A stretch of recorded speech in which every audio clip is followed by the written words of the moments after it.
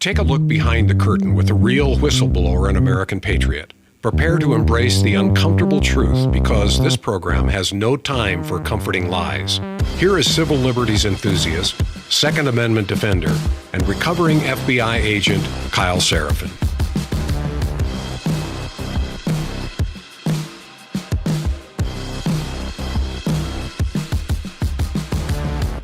Well, hello, my friends. Welcome to the Kyle Seraphin Show. Today, it's Friday. It is July the 24th, and thank you for being along for this Friendly Friday. I'm going to have Steve Friend on in just a minute, and we're going to mix up a couple stories in the news. Probably the most prominent news story, at least in my feed, and maybe what I think is the most sad moment in America in 2026. We found out that you actually can't say some words, and it has nothing to do with fire and being in a theater. You can't say the N-word in a park. Unless you're listening to a rap song, you just happen to be rapping, or if you're a black person, you can say it over and over again, or if you're a child who's black. And I guess you just can't be a white mom and say that. You can actually be convicted in Minnesota. So, yeah, that just happened. We're going to get into what that might mean. We've got some other things. And are we doomed? Are our leaders insane? Will Ben Shapiro be the person playing the fiddle as the United States burns? Maybe so. We'll have fun with it.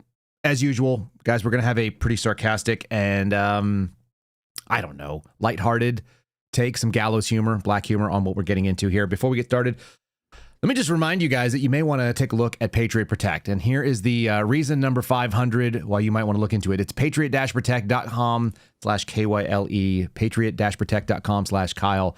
You probably don't realize that there are hundreds of companies out there publishing your home phone number, your cell phone number, your home address, your kids' names, et cetera, et cetera. What you probably don't realize is that I can take your screen name, almost all of you, on social media, maybe on Rumble. I can find other times that you've used that. I can find those combinations of letters. And I can almost always find your real name, which means I can find out where you're from, which means I can find the toilet that you poop in. That's not part of the ad read, but it's 100% true. This is my favorite flex on people when they get stupid or weird or they start sending threats my way. I will find the toilet from the most recent pictures of their house, which will be still up on Zillow, or it'll be on Realtor.com, or it'll be on Redfin or something else. We can find all kinds of things about you because of what's out there. And the only way that happens is if all your information is still out there from the data brokers. The data brokers make it quite easy. Googling your name, DuckDuckGo, Brave, Bing, blah, blah, blah. All the different search engines return different results. Guys, if you don't want your results returning in search engines like that, if you want to be able to protect your bank account, or maybe you just want to be able to protect your home toilet, seriously, it's a thing.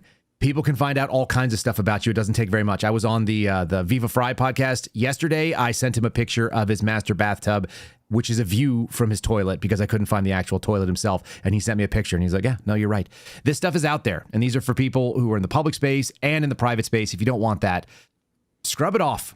Okay, this is what Patriot Protect does. They find hundreds of different data broker websites that are sharing your information without your permission. And they take it down.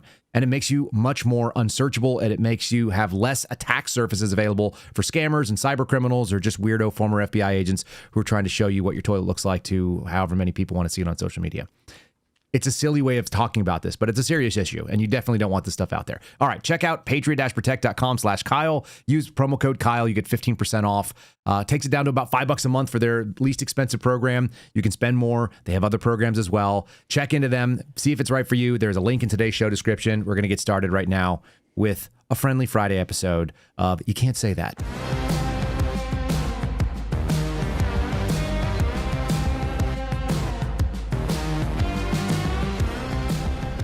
And seriously, you got to be careful what you're out there doing on the online things. You have no idea what kind of weird bottom feeders are out there doing strange things. Open source intelligence is a thing. Many of us are trained in it. You don't have to be a former FBI agent. There's lots of people that are out there and able. And so, protect yourself. Make yourself ready. Make yourself aware of what could be coming at you. You know what's coming at me right now? There's this one guy. He calls himself the face of the franchise, which is, your face is very shiny, Steve Friend. It's that Florida sunshine, the land of milk and honey. I got a question for you, though. Being a human tumbleweed that just moves every 6 or 7 minutes. Yes. Do you follow the same protocols that I do? Every time I move to a new house, I insist on changing the toilet seats of every single toilet. It's just one of my bugaboos. No, I don't have that problem. That's not a. So I have a medical condition. I used to not be able to use public toilets. When I was a kid, I couldn't use public toilets at like I couldn't use them at school. It weirded me out, and I don't know why. It's probably the sound. But and then you had kids and realized that they used all the toilets dude, I had everywhere. I went into the military and I had a medical condition, and once you have your first poop in a bush somewhere while everyone's like laughing at you because they didn't tell you that the outhouse was on the other side of the hedgerow, and so you're just sitting on the ground suffering. Once you've done that once or twice, sitting on a strange toilet seat in the public doesn't do it, and I just don't even worry about it in my own house. We just bleach it. I just cover it in whatever you call it, like YMCA water from a pool. My house, I want it to smell like a YMCA. My wife hates it, but that's what needs to be done. But yeah, I appreciate what you're saying. Yeah. Once you break that seal of the outdoor, the call of nature, there's just the floodgates. Once you just realize that like you're dealing with emergencies and everything is a mess, and it's just you're falling apart. Yeah, then like the fact that there might be somebody else have sat on your toilet seat historically is just it's irrelevant to me right there. I wanted to lead off with the Shiloh Hendricks case. What do you think about that? Yeah, I've been trying to track this actually since it began. This is pretty much disturbing in the alleged land of the free. Do you want to give your initial take on it, and then and I may actually lead off with a sentiment from Matt Taibbi, which I think actually is like a broad encompassing piece of it, which is why we're not seeing the solutions. That may be the right answer, just kind of like the lead of this this video I've got from John. What's his name? Stossel. John Stossel. Yeah. Yeah, I'm gonna play that in a second, and then we're gonna jump right into kind of like the lead story of the day, because it turns out I don't think it's actually that important in and of itself, but I do think it represents something that's just shows us that we just don't have a country that we thought we had. No, and I mean, look, the jury verdict, I guess they acquitted Shiloh Hendricks on one charge that was probably the more specific. She uttered something at the kid, but then just being loud in general. It almost reminded me of like the Derek Chauvin result we get. Yep. Where the jury's like, we have to convict on something because we just feel uncomfortable that we don't have a lot of melanin in our skin in this area of the country. So it's just the white guilt. It compels us to render a guilty verdict on something. So we'll give in. We can't go full acquittal because then there's going to be riots. We have fear for our community. And like, I've talked to attorneys about this. They have said to me like that we can't go down this road. This is, I think, one of the strongest cases for why we need to have professional juries, because you would actually have lawyers and judges who know the law and would say like, yeah, there's a First Amendment, and the whole you can't yell fire in a crowded theater, it was related to stopping of speech against a war, actually. Do you think that she could have used the Bing Bong defense? Perhaps. I mean, she seems like she might be in that demographic. Like I think we were talking before we started. I don't think that we could hang out with Shiloh like and be like the same life lived experience. And certainly I think the $900,000 that she raised for this will be gone in 18 months or 18 minutes, somewhere in between. Mm-hmm. Yeah, I don't sense that like she's our people. No, is that a mean way of saying that? I mean, you go straight to the nuclear option on the verbal use of force continuum. I think that maybe you have a little bit of a short fuse, and it didn't pertain to someone trying to harm your baby. It was just taking some applesauce. Yeah, someone stealing from your diaper bag. That being said, this was the question. My wife was like, "Why did she lead with that? Like, why was that where she went first?" That's not even in my tool bag of things that I'm going to reach in. Like I've got all kinds of nasty things to say about people, threats, whatever I might not have, like I'm going to pin your skin to my wall and dry it and then wear it, or whatever, like whatever weird thoughts that like I have that sound threatening and they're kind of in my repertoire. To turn around to like what turned out to be an 8-year-old child and pull this. And if you guys don't know that, I think this is actually going to pull up pretty okay. I'm not offended by it, nor should anybody else be. Again, it's in every rap song you've ever heard, so I don't think it actually matters all that much. But it's a weird thing to like reach in, and that's where you went as a woman who's in her 30s, like some skinny white chick that's got like tattoos on her arms and looks like she could be like a barista at like some lib coffee shop. Mm-hmm. I mean, you have to wonder, is she just one of these types of people who doesn't have that intermediate, like I'm getting a little bit angry right now and I can feel that tone, or if like that's her base level, I need to see how she progresses up that use of force continuum. Like, what does she go to next? Okay, but the alternative is this, and this is what I think maybe where we're at.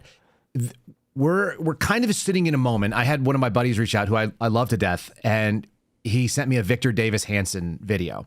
And I can't watch Victor Davis Hanson anymore because I feel like he's discredited himself. He's glazed Donald Trump too many times when it didn't make sense. And so you just go, you've discredited yourself. It's kind of like people that I wanted to listen. I want to be able to respect a Ben Shapiro. I think he's very bright. I think he's incredibly articulate. I think he's well-spoken. I think that he's well-researched. I also think that he has a very specific opinion that doesn't seem like it matters whether it's real or not because he's going to share it. Victor Davis Hanson fits into the category of people who have historically said things that I was like, yeah, that's a brilliant insight. And then you've kind of cheapened yourself. And I wonder if the Shiloh Hendricks scenario has something to do with a number of Americans, left or right of the aisle, have looked around and come to the same place where Matt Taibbi was. This is an April, I think, 13th article from this year being summarized. The headline, it's not even the headline of the article because I went looking for it. It's something else. The way that he actually says what's going on in there is fantastic. So I was going to leave with this quote because it kind of says what I feel. I'll get your reflection because I don't think you've seen it. We are doomed, and our leaders are insane. That's the title of a column by Matt Taibbi. Yeah. We asked Taibbi for an interview, but he didn't respond. Still, the issues he raises deserve more debate, so I made this video based largely on his column. We need to clean house of all of the warmongers. Not one of our presidents, writes Taibbi, least of all this lunatic, can resist starting wars. When the Soviet Union fell, Bill Clinton said, "The Cold War is over. We must secure the peace." A few years later, today our armed forces joined our NATO allies in airstrikes against Serbian forces. Whenever you see Bill Clinton, do you wonder what's going on under the desk? I would be lying if I said no. Okay, yeah, I thought that. By acting now, we are advancing the cause of peace.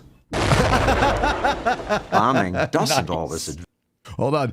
There's something really uniquely American about peace through war, right?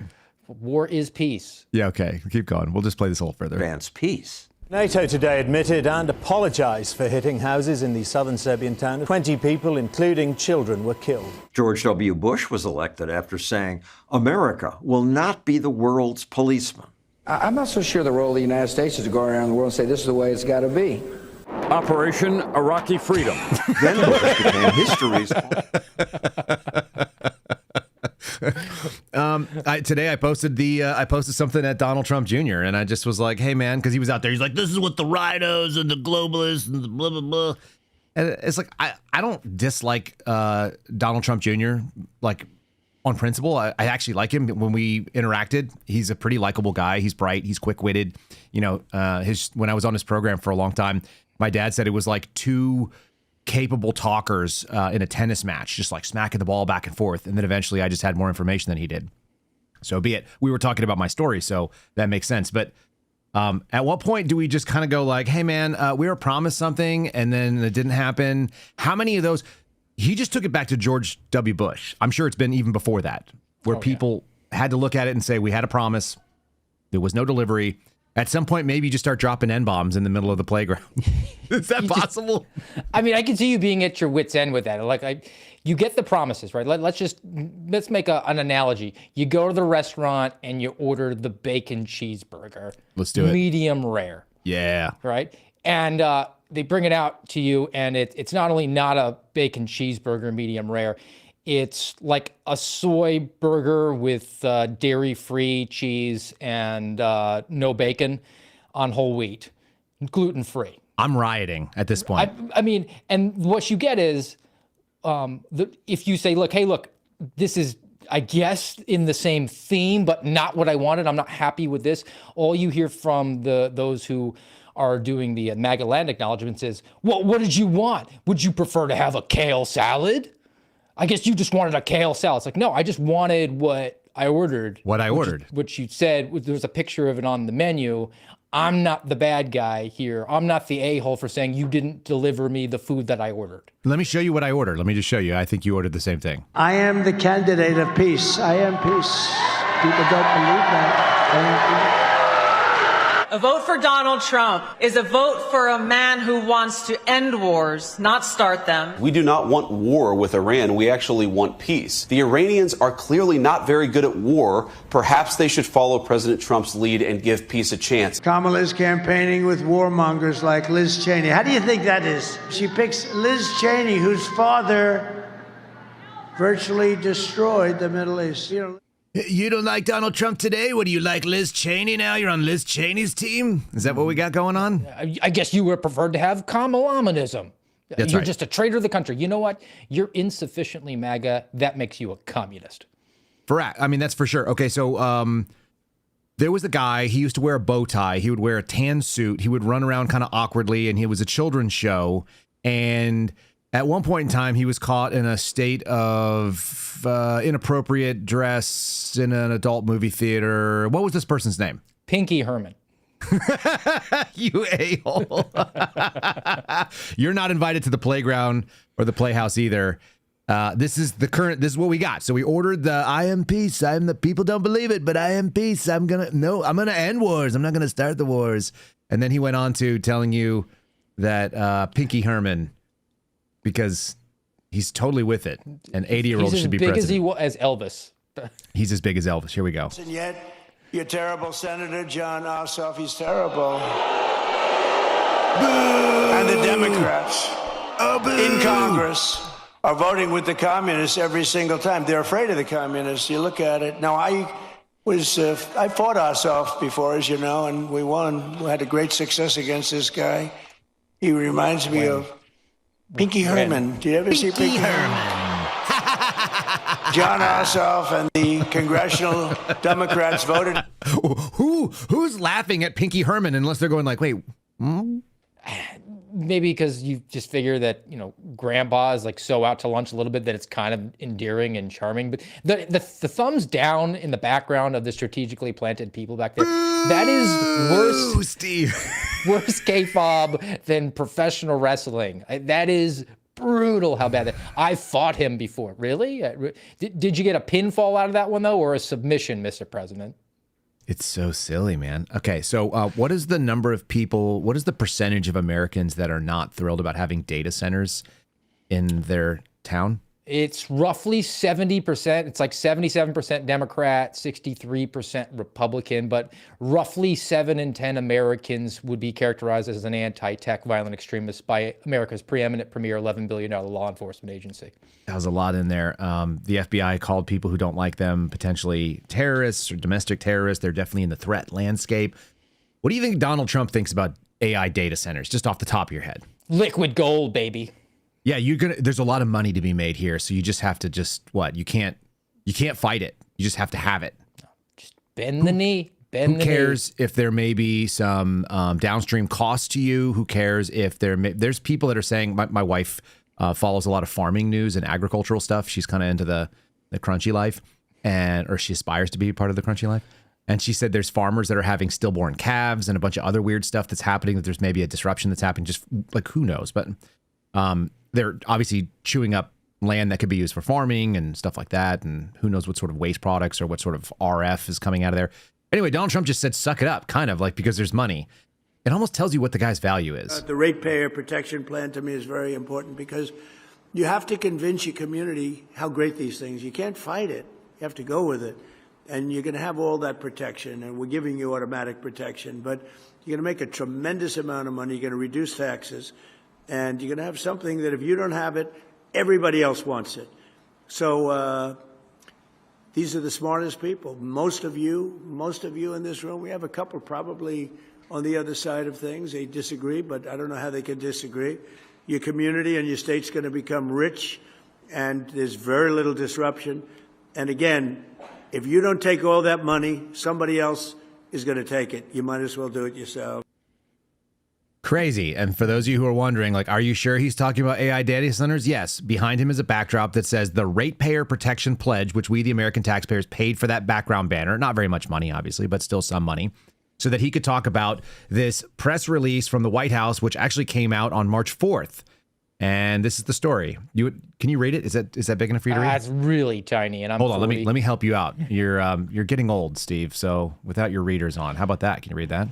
it's going to be a struggle. But let's see. Hold on. Let me just make it better here. There you go. I boomed it up for you. Continued economic and technological leadership depends on reliable, large-scale data center infrastructure built here at home. Data center infrastructure is the foundation of the internet, cloud computing, and artificial intelligence, which can now escape from its silo and supports our economic and national security. As that infrastructure grows and the related electricity demand increases, the American people should not be footing the bill for the benefit of private companies. Instead, the data center boom should be leveraged to address the affordability and benefit of all American households and businesses. That sounds like really socialized kind of a thing, or maybe even a fascistic sort of move where you want to have private businesses go out there and do things specifically for American households. So, I mean, let me just lay out like what would be the most American thing you could possibly do is you should get the hell out of the way, forcibly take away communities' land. That's or right. Try to influence them by calling them dumb if they don't, because they don't have that good, smart blood. And then when you build the data center, they have to suck up all of the juice in the system, be it water or electricity. But that's not fair because it creates this artificial shortage, which because the supply and demand curve, they intersect, and it's going to create the skyrocketing prices. So you know what we should do? We should build electricity plants for the data centers using government money, which it doesn't earn, it just steals, taxes from the American people. That sounds like capitalism. I'm into it. Let's go. Let's freaking go. It kind of makes you... Doesn't make me, but apparently it makes angry white ladies that have little babies surrounded by Somali men, which is a threatening environment, do stuff like this. This is where we started. Did you call him a nigger, the child? The fuck you talking Did you about? call the child the nigger word? It is my own business. You call him a nigger? Okay, why don't you have the boss to say it right now again? Fuck you, nigger. Okay. All right, Call it that's out. what you say. Okay.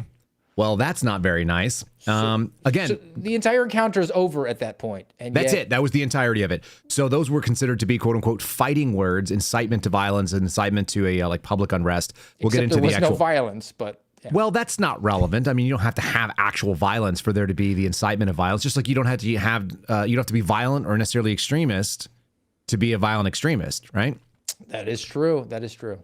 Okay, our chat is clearly canceled. You guys are all canceled. You're saying she's awesome. Yeah, that guy said it multiple times. Also, anybody who says you called a child the nigger word is the weirdest thing that I've ever heard. Like the construction of it. I was like, oh, you're a foreign person. You're not from my nation. Yes. What are you English doing second here? language. Why are you here? You shouldn't be offended by the language. So that reminds me, when I was a kid, one of my buddies was allowed to swear whenever he turned the age of 18. And so at the age of 18, he would occasionally swear in the house, and we were in high school, so we were stupid. And his younger brother was 12 years old while we're 18. And so the two of us are talking about something, and I can't remember what the circumstances was, but he was doing some little like 12-year-old irritating thing to us, you know? And his name's Ben, and my buddy and I, Rob is a doctor now. The two of us are having this conversation, and we're like, get the fuck out of here, or something like that. Like we thought we were like super tough. And so we told him that, and he runs down to his mom, and he runs up, and his mom, Patty, is like the harshest, most unexpected, like she would do the most unexpected things that I've ever seen any mom do. She was completely unpredictable. She was really fun because of that, but she was kind of scary. And I'm not scared of women. I just didn't know what was coming from her. You know, like she would say things, or she would smack my buddy when he like didn't do much.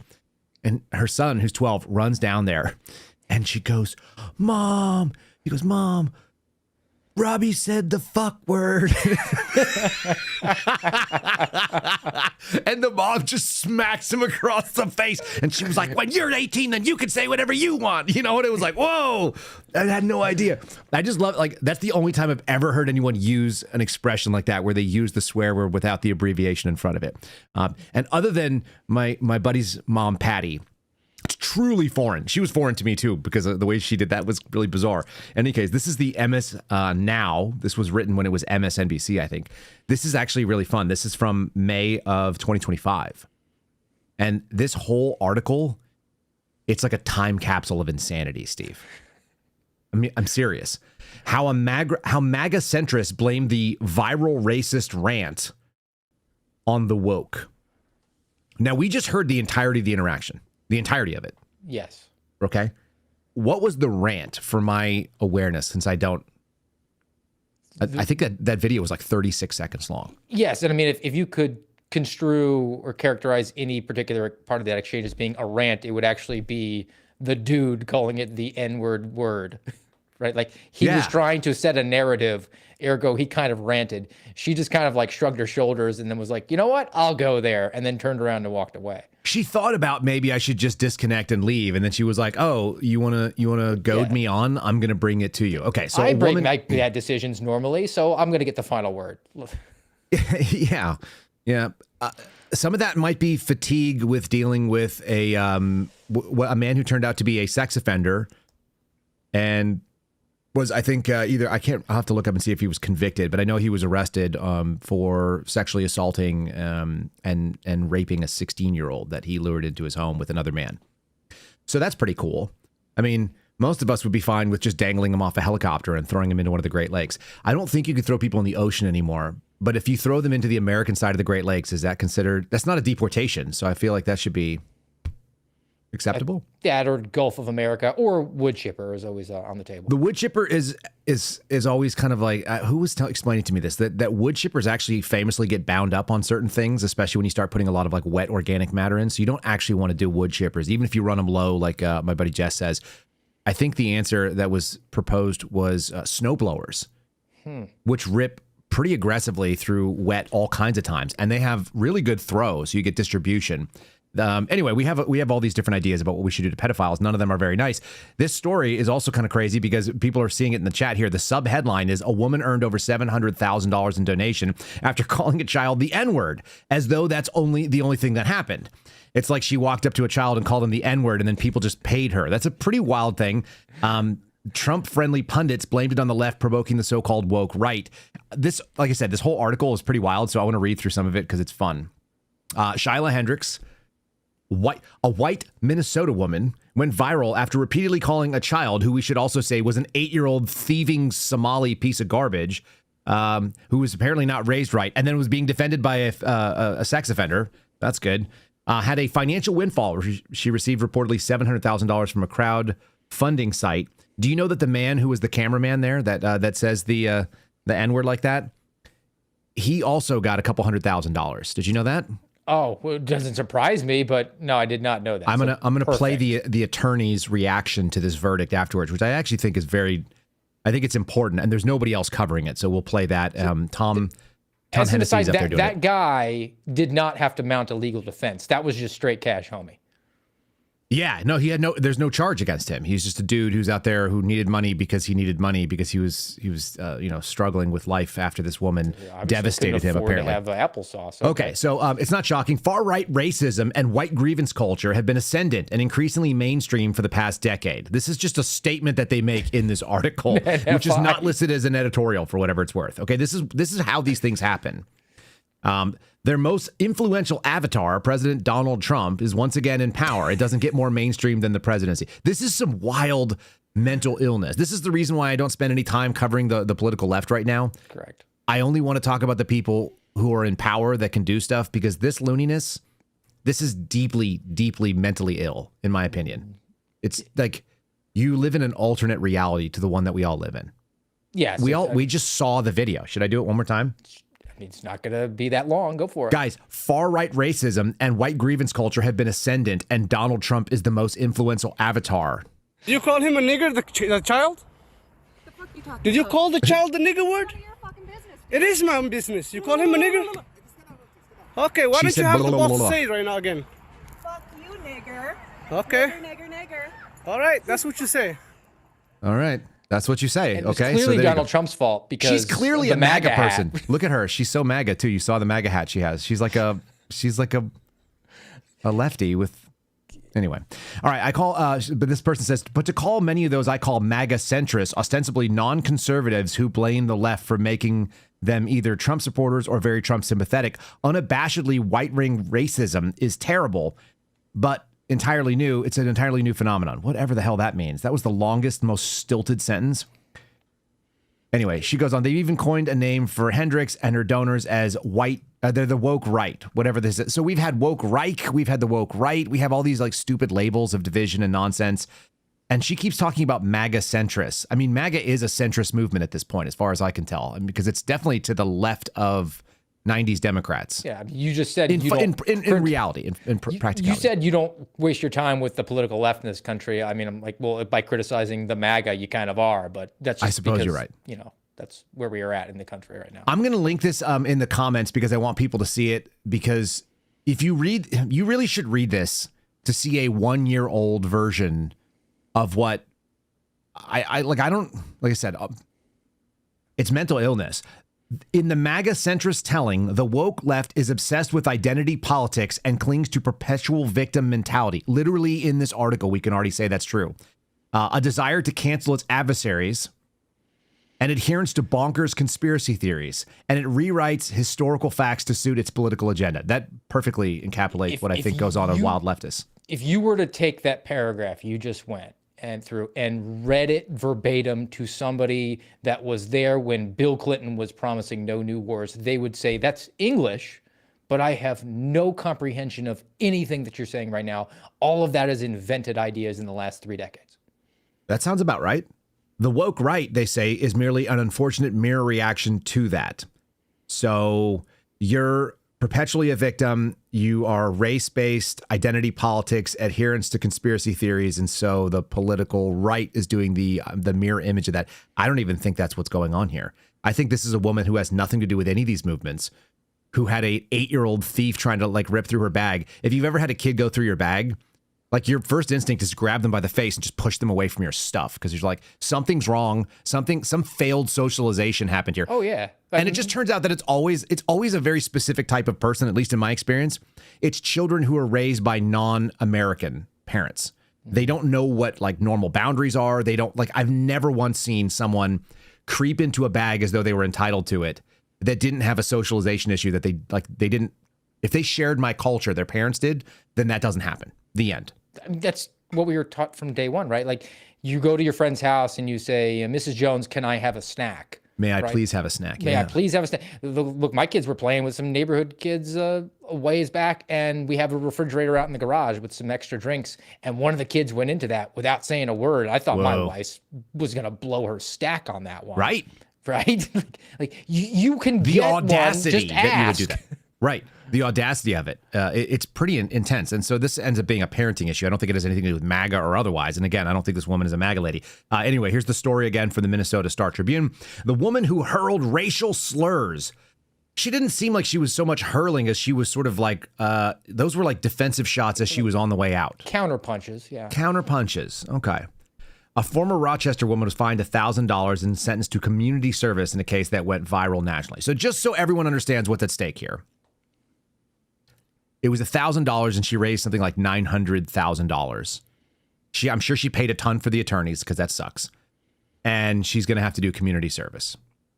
And do you think that based on this sentence that people are going to be more or less likely to continue to hurl racial slurs at foreign, non-American cultured weirdos that are creeping around? Like, why was that guy with the camera there? It doesn't sound like he had any relationship to the boy. I would think that in the middle of the day while people are at work. Yeah, a guy with the history that he has. Right. I would think that in this era of inflation, right, from all these data centers driving up the cost of electricity around the country, people might just do a dollars and cents analysis and be like, I might say the N-word word in order to further myself economically because F those guys. Dude, what's the woman's name? Is it Sophia Cunningham? Is that her, the WNBA lady?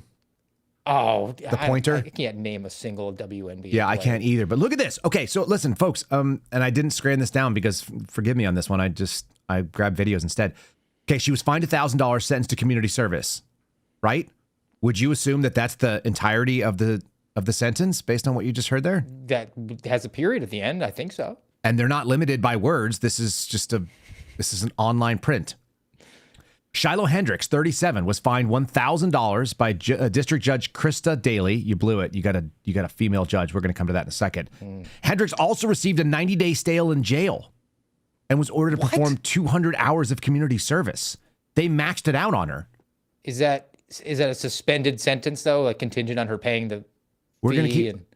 What she did to this child was horrible, says Wale Egalababadi, who is the Rochester NAACP president. Where do you think Wale? We're going to find out right now. We're discovering things in real time, my friend. He ran for mayor. That's good. He doesn't look like he's from here at all. He's got that Africa look. He talks about his community in La Crosse, Wisconsin. That's probably where he's from. He's probably from. I've seen a lot of people from Wisconsin. My dad grew up in Wisconsin. They mostly look like this. Have you ever described yourself as distinguished? You ever looked at the size of this guy's? As a young boy growing up in West Africa, I thought maybe one day I would come and be the mayor of a place called Minnesota. I was born in Nigeria. So naturally, I thought that I should be a political leader in the United States. I thought people should probably elect me. The fuck are we doing here? Excuse my language, but at this point, every time I see these things, it's just, he's a servant leader. He's basically the same as Lindsey Graham's sister. Mm-hmm. She has a servant's heart. She took the heart right out of a servant to be a leader. This is enraging stuff for this reason. Why are you in my country? What the hell are you doing? Why do you think you should be in charge? The audacity of taking stuff out of people's diaper bags is the same audacity as you moving to a country and thinking, yeah, I should probably be in charge, even though I'm not from here. I just showed up. I got better ideas than you. That's why I moved here from my shithole country that I was in. Mm-hmm. And also benefiting from it. I'm going to take a video right now and make sure that goes viral so that I can collect hundreds of thousands of dollars, even though this entire thing doesn't involve me at all. I'm going to provoke that because these Americans are suckers. We're going to get to the reaction of the attorney in just a sec here. Let me just remind people, if you're listening right now on the audio platforms, you may hear an ad from the people at Spotify, and that will be inserted right now.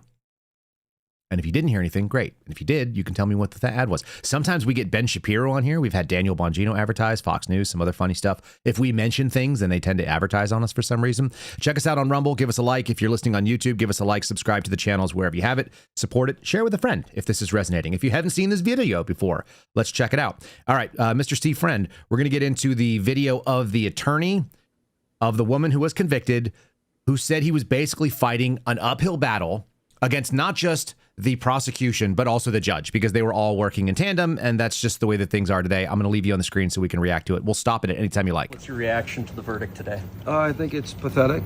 I think it's sad. I think it's sick. I think shocked. I've never had a trial where they keep people, this is a misdemeanor, by the way, till 10:30 at night. Never even heard of that one before. Most courts, most counties, what they do is around 4:30, 5 o'clock is they say, okay, we're going to send the jurors home. They got kids, they got families, they got things to do. No, we're keeping them. I've never heard of that before. So that alone, I know this is a thing, I guess. Olmsted County, they do this. I thought that was bizarre. Go ahead and react. So just for people's awareness on this one, every time I went to a jury trial, I went to 7 or 8 different jury trials. And that's exactly what happens. They cut them at 4:30, which is why I knew if we ever went to a jury deliberation on Thursday that they wouldn't come to a verdict, because they would want to wait till Friday and then come in immediately, render the verdict, and then get the day off from work. But this is done on a Friday night, kind of like a news dump style, because they're hoping to slip this past the goalie. This one was done on the Thursday night, I think. This came in, is it yesterday that this happened? Oh, you're right. You're right. Yeah, no big deal. So it's interesting the way that the news story is covered. What she did to this child was horrible, said a mayoral candidate from Nigeria. Outstead because he's part of the NAACP. And at that time, Eleg Bedi noted it was his first time in recent years that someone faced consequences for a racist incident that happened in the area. Yeah, that's what I've been finding too, that basically racism is totally unpunishable. Almost like you have an ability to be racist in America and it's not illegal. This is the problem. A bystander who just happened to be a Somali sex offender, from what I can tell. At a children's park, confronted Hendricks at a playground at Soldier Field Memorial Park on April 28th of 2025. That's how long this has been pending. It took a year and a few months to get to a jury trial in a misdemeanor case. She chased an 8-year-old black, capitalized B, autistic child who'd grabbed a pack of applesauce out of her bag and used a slur against him. Bystander video went viral. Hendricks raised $800,000 online. By the way, it went viral because people on the left were trying to be like, look at this racist lady. Mm-hmm. And then people on the right were like, yeah, F you. She's just a mom who doesn't want her freaking applesauce stolen. And you have a bunch of these illegal like weirdos or otherwise non-culturally, non-bacon cheeseburger Americans running around in this place. And people are sick of it. So the jury found her innocent of disorderly conduct in her encounter with the child, but guilty of the same conduct in the encounter with the bystander. And so that's what this the attorney's about to discuss here. Do you want to weigh in? It's the same conduct either way. This is just trying to split the baby because this jury doesn't want to have any sort of permanent consequences in the community or to be accused of being a racist because they found out that the First Amendment involves some ugly language sometimes. That's kind of why it exists. Turns out. I think that, what do they say? That it's only inflammatory speech that requires protection. Nobody cares about your yoga recipes like Hillary Clinton had on her email server. That's all she talked about. That's all she talked about. But the verdict itself, let's make something clear here. Let's make something very clear. She's acquitted, not guilty, right? Not guilty with the child. The state reads a 5-minute victim impact statement about the child? She was acquitted about the child. She's convicted on the count involving the cameraman, who they never called to testify. Keep this in mind. They never called the cameraman to testify. This judge prohibited us from telling the jury that Shire Jamali, had a GoFundMe page, $340,000. He testified that it was done in May last year, done. That's not true. So this story is describing Shire Jamali as actually the father. And I don't know how that works because the cameraman was the one that was raising money. There's some confusing details in even what this attorney is saying. The boy's father, Shire Jamali, testified through an interpreter that he took his 3 children to the park, is what they're saying in the story. He's going to say that Shire Jamali raised a bunch of money and that Shire Jamali, I think he implies that he's the cameraman who we could tell spoke English, but apparently the father doesn't speak English. Or there's 2 GoFundMes, one for each of them. All right, we'll keep going on. We'll see. There's a link on the bottom of the page that goes to another open account. My investigator hit the link last night, donated $10. It's open. You can donate right now. You can donate right now to Shire Jamali's GoFund page right now. It's open. He testified under oath and perjured himself. He perjured himself over and over and over and over again. This was without any stretch of the imagination. It was like I was fighting the prosecutor and the judge. It was like I'm taking on 2 parties at the same time. The judge and the prosecutor. It was very bizarre. Very bizarre. GoFundMe. Huge, worldwide, giant. It's like Google, right? This is so big. My investigator was going to testify that this page with Shire Jamali's name on it. 5-year-old. The kid's 9. 5-year-old. $340,000 he raised. The judge would not let me show it to a jury. Sorry. The judge would not let me show it to the jury. Okay? And if you go through any of you right now can go online right now. And the judge, like, you can't authenticate this. You can't lay foundation. This prosecutor is telling the judge, oh, how do we know this is real? How do we know this is real? So anyone can make this up. This is one of the most emotional interviews I've ever seen of an attorney after a guilty verdict. Yep. What do you make of that? He is frustrated, and you don't hear anything coming out of his mouth about politics or ideology. He's not even talking about First Amendment stuff. He's hardly a MAGA centrist. What is he arguing about? He's arguing about process, which is consistently what we talk about. The process is the victory for the government, and the government clearly here did not follow any sort of process because they denied this attorney and his client the ability to defend themselves adequately on this case. When you deal with the legal system, and I'm in the middle of dealing with it right now, and you see that one of the things that my brother pointed out to me, my brother's been an attorney for, 15 years or something. And he was like, well, there's no justice under the law. That's not what the purpose of it is. It's to carry out this process. And the only people that end up making money are the attorneys. Here's the attorney. And I think occasionally you get like a refresher and the outrage is renewed. Like you can be cynical the way that my brother was saying. And I think a lot of us would be. And if you were looking at it from the outside, it doesn't personally screw with you. You go, I really don't like the way this is happening. There is no justice in the law. Like, good luck to you, whatever. And then it's the difference between the FBI employees that we talk to that would look at you and they go, Steve, it's a bummer that you don't have a job. I'm so sorry to hear that. I really feel for your family. There's no fairness. You're better off without them. Right? Yep. You've heard that? Yeah. Or that or not heard from them. And it's just same presumed that that's what they're thinking. Yeah. Then one of them loses their job. Oh, and then they come a call. They dial you up and they are blown away. And I had that experience over and over again over the last couple of years where it'd be like, man, sorry, Seraphin, that really sucks. Like, you're a good guy. Like, I would have liked working with you. You would have been a good agent in my office. It wouldn't have gone that way if you were with me. And then one of them finds themselves on the wrong side of it. And suddenly it goes from being theoretical to being deeply personal. And the offense this man is emotionally reacting to, it's now personal. It's not the theoretical idea that the law system that we have doesn't actually serve justice, especially in areas where like you said, you have juries that are predisposed to doing something. It's that moment when it hits you and now you've got skin in the game. And it is a deeply different feeling than theoretically, academically being frustrated about an idea that's out there in the world. And you're like, well, there's just no fairness about it. No, wait till it takes something from you. It's the tagline, at least the first part of the tagline of the Ronald Reagan campaign for president, where it's a recession is when your neighbor loses his job, but depression is when you lose yours.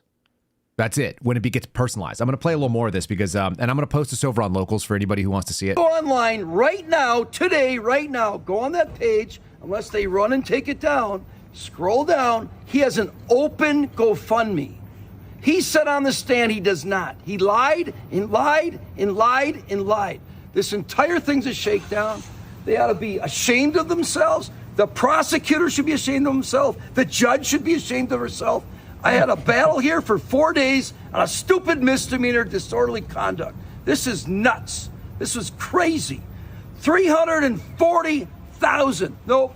Can't show the jury. 5-year-old. Kid was 9. His name's on it. Can't authenticate it. Still open account. So we're going to appeal it. We will appeal it. We have so many appellate issues, I don't even know where to begin. Judges screaming at me during the trial. Judges interrupting me every time I want to make a record. Judge says to me, Mr. Corrales, you keep wanting to make a record after I rule. This is crazy. This is the same experience that a lot of J6ers had, where they weren't allowed to bring things like First Amendment issues into the courtroom, or when you find out that someone can't argue the Second Amendment in a courtroom in the United States of America, where theoretically we have a Bill of Rights. So when I tell people, hey man, we're not voting our way out of it, and people like Matt Taibbi, who I don't think we probably have a lot of political space in common with, other than we care about liberty. You spent more time with Matt. What do you think? Yeah, I mean, I think he's probably one of the better journalists that I've had interacted with, because he seemed to be interested in the facts, but definitely from his political perspective, no, I don't think he would be. He's left of us. Yeah. Yeah, I mean, he might have a cheeseburger, but I don't know if he'd have bacon. I think he would. He's a bro. I'm gonna make him have bacon. I'm gonna shame him into bacon. I think it'd be effective. My bacon shaming campaign is undefeated. So we're watching this thing, and the guy's mad because he can't show things that show that he can't show the judge, and the judge says you can't authenticate something that of course you can show. Mm-hmm. Why would you not be able? He's mad that he's not able to make an argument where he can vigorously defend his client. Yeah. If they came in and said, well, that seems like a really good point, that would really devastate the other side's case. So yeah, you can't play that game. Yeah, objection. That was devastating to my case. And the judge is like, yeah, that is devastating to their case. Like, and we're getting a conviction here, so no way. I'm going to play a little further, and then we'll, like I said, I'll post this over on Locals, KyleSeraphin.com. Most rulings during a trial by a judge are made during the trial. And then when you take a break, you make a record, right? You take a break, you make a record. I kept asking. If you're in there and you watch the trial, I kept asking, I need to make a record. I need to make a record. She'd get upset, run in the back. Get upset, run in the back. Your Honor, I need to make a record. It started piling up. All these objections started piling up. Your Honor, I need to make a record. I need to make a record. She'd run in the back. I'm like, Judge, we got to make a record. This is. Yeah, he's pissed. Okay, so here's the thing he's talking about right here. And there you have it. Help us seek justice for a 5-year-old facing racial hate. The NAACP Rochester branch, our children are sacred. I don't know who these people are. Is that him? Is that the kid? I don't think that's the kid. I think that's a generic picture. Yeah, it looks like they pulled it off of Getty Images. Yeah, I don't know what's going on here. Let's turn outrage into impact and give us all your money. Awesome. So there you go. Now, this is the Rochester branch NAACP for Shireh Jamali, whatever the heck this is. And then it says here that the official family member, parent authorized GoFundMe, if you want to go right to the family and not go through the NAACP, they raised $8,600. They raised $8,600. Ah, okay. And the NAACP raised $340,000. And when he calls it a shakedown, I don't think that's wrong at all. No, I would question the percentage of the full rake that is going to go to the coffers of the NAACP rather than the quote-unquote victim of the story. I'd also like a statement from the parents in the original language it was given instead of whatever this bullshit. We, as the parents of a young boy, I mean, it's already retarded, demand that those responsible for this tragic event and the unimaginable pain that has affected our beloved child. If you have an 8-year-old autistic child, he doesn't know what the N-word means. Yeah, if he's stealing applesauce from people's bags and someone calls him a name, that's the end of that. He probably didn't even hear it or understand it. She was acquitted of, by the way. Right. Well, that was the disorderly conduct piece. The child deserves justice, and we will not rest until it's served. We appeal to all members of our community, both locally and globally, to condemn violence and work together to stop it. You know what? Fuck these people. I'm so grossed out by when I see this. I saw the same thing on X, and I was just like, I despise people coming into my nation and abusing, taking our trust and taking our kindness and making it a weakness, because there is something to that. And I'm completely irritated with this at a level that it's not fair that I am even at that. I should not even be emotionally involved in this, but I am, because you know what? I'm going to see the same thing. It's going to be Indian people at my playground. And I've grabbed Indian kids and thrown them off the slide because they were trying to step on my little kid before. And I'll be the next guy on this thing. Just saying. Well, and we're also victimized by our own ineptitude when it comes to preserving our language, right? Violence. The victim of violence. You're going to have to what is the show violence? me the violence means something very specifically, but as soon as you just swap in words for violence, as the communist leftists, the actual communist leftists have done in this country for the last multiple decades, they've been able to manipulate the way that the system operates, where there's actually an argument now saying, well, this child was the victim of violence. Well, there's no damage, permanent injury, physical, nothing whatsoever, but it's still violence. And I do keep coming back to the fact that there was this promise that was made, and the promise made was that there was going to be something done about the things that we cared about in that election cycle. That's why I think so many of us are more reactive to this. If this was just more business as usual, if you went from Joe Biden and you had Kamala Harris come in here, went from human Roomba to what is an analogy for her? What is she? I don't know. She's like the maid from the Spacely Sprocklets. She's like a drunk aunt, right? Like she's just consistently like 2 drinks in. She's like 06 drives steady. Were you the one that shared with me the video of her talking to people at the WNBA, the Sparks game? No, not if it was recent. I remember she did one where she was talking to a bunch of grown men in college basketball. No, she went to like an LA Sparks game, whatever the hell that is. And she was referring to the WNBA as the W. She was like, everybody knows, they're all watching you. They're watching you here on the W. And I was like, what is the W? I don't even know. Like, I know enough sports to know when you make a reference to it. I didn't know that we were calling the WNBA the W, and she was like, "You guys are making records," and they were ranked something like 15 out of 18 teams, like they were at the bottom of the pack anyway. Anyway, Kamala Harris, and she's like, she's all giggly and weird. It's like, okay, if that had come into the office, and we're like, okay, look, obviously the country is over. Yeah. Obviously, we've stopped pretending. We just put this like weird Indian, half black, can't decide what her race is, smoothie of nonsense, who's drunk. And is wandering around acknowledging that Taibbi's right, that we are in fact doomed at this point. Yeah, it looks like this. We are doomed, and our leaders are insane. That's kind of where we'd be at, and we'd be all like, "Oh, okay, yeah." Like, and then I think that then it's going to be free flow, and people are going to be using the N-word, and we're just going to deal with it. This nonsense that they're raising money for an 8-year-old kid who may or may not have heard a word. Mm-hmm. And I don't know how autistic, or if that was real, if he was autistic, or if he's just inbred, so he's just got a low IQ, so he just functions as a semi-human. Like, what are we doing? It was like a meme, sort of. It's almost a toss back to 2001 when it was like, unless you finish that cheeseburger, the terrorists are going to win, right? The terrorists are going to win unless you do X, Y, or Z. It was, well, Trump won the election, so I can say gay and retarded now. That's what people said. Yeah. I mean, are we so back, baby? This woman just got convicted in an American court of saying a word, and she said a word to a grown man who apparently had a sex offender record. And dared her to say it. And he said it multiple times before she did. Yeah. Like, where's the case against that guy? That he was inciting violence by basically threatening a woman with a child in her arms who represented no physical threat to anybody. I mean, look, you're not a huge guy. You're my height. You're tearing that lady to the ground. Skinny Somali guy from Warzone that's willing to lure 16-year-old girls to his apartment is a major threat to mom with little skinny arms that looks like she should be slinging coffee in a liberal coffee shop. She's not a threat to that man under any circumstances, fighting words or otherwise. And they convicted her. 200 hours of community service and 90 days in jail is what they're going to have to go and appeal.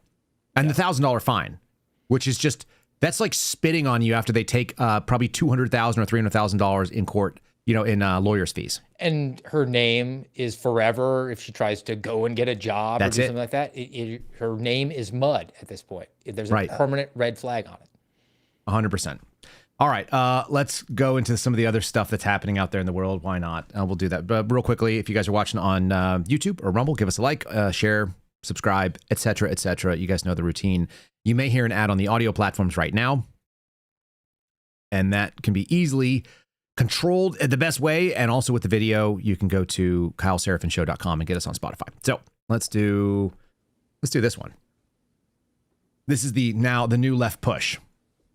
The SAVE Act, which is the Save America Act, which they've added to the NDAA. It's backed by Donald Trump. It's an effort to collect private voter information. Do you know anything about private voter information, Steve? No. Do you know that in most states you can buy that private voter information because the candidates always do it? Tom Massey pointed this out the other day, that the information that would be given to the federal government is actually something you can easily purchase at the party level, and they do it all the time so that they can go out there they can go and knock on doors and send you text messages and say, oh, this is a register this or this is a register that. This person's an unregistered or registered to vote, but they're an independent. They're a gettable voter. That information is almost always sellable. Just saying. The Donald Trump-backed Safeguard American Voter Eligibility Act, or the Save America Act, as the Republicans refer to it, is the administration's most recent effort to collect personal voter information. This time with the legal backing that could be more solid than previous attempts, says election rights lawyers to ABC News. That's right. It was all a conspiracy. It was a long-term con to try to steal your data, which they already have from the federal government standpoint. They already have. That's why they have the whole thing with Palantir going on, trying to integrate all the different databases together. It's actually not about making sure that only American citizens can vote. It's actually to try to get your data. This is why I read this stuff and I just go, this is easily disproven. You're doing talking points. And this is why I cover almost always left-wing sources, because sometimes the information is factually accurate and sometimes the information is so deliberately slanted that ABC, in theory, although we know most of the mainstream media leans left, in theory, they're supposed to be presenting information. This is a fact story in theory. There's no editorial bias that is implied by just a straight headline that says this is what's going on. And then you're like, but is that what's going on? Is that even close to what's happening? The bill would mandate that states pull private information from the Social Security Administration. Wait a minute. Who runs the Social Security Administration again? Federal government. Okay, got it. State identification cards and other sources that confirm citizenship status in an effort to root out potential non-citizen voters across the country. Now, you might be thinking, Kyle, we already have laws that prohibit illegals from voting. Steve, are there any other things that people do that are against the law? Have you ever seen that as a law enforcement guy? Well, I mean, we have laws that say you can't murder somebody with a gun, so we've effectively stopped murder with that, right? Did it work? According to Daniel Bongino, yeah, they solved murder. Okay, here's the thing.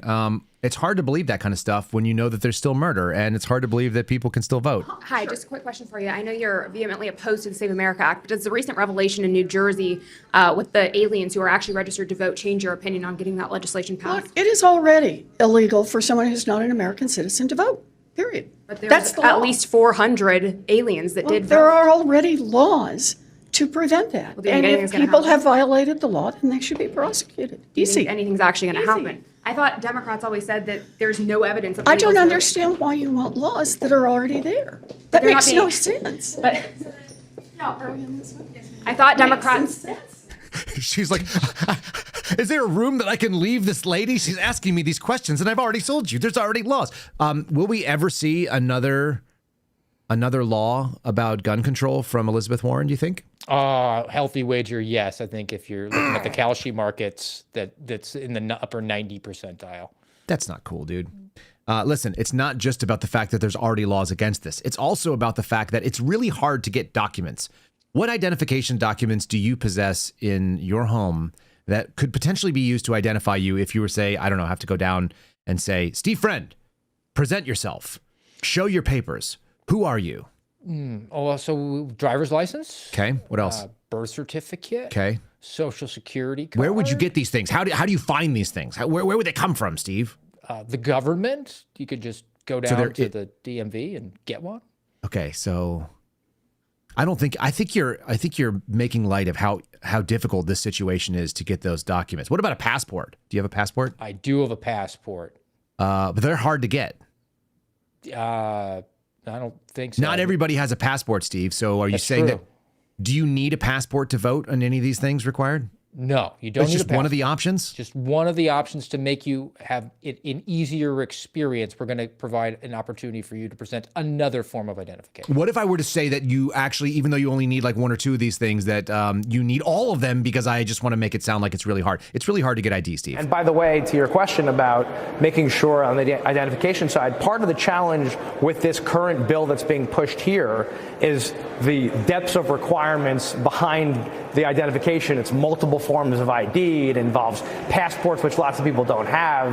You know, it's so they want photocopies that you've got to send in with your absentee ballots. It's like purposely designed in a way, in my opinion, to stop people from voting who should be able to vote, citizens, and making it harder for people who should vote. That's my concern. And by the way, that's a concern of a lot of us.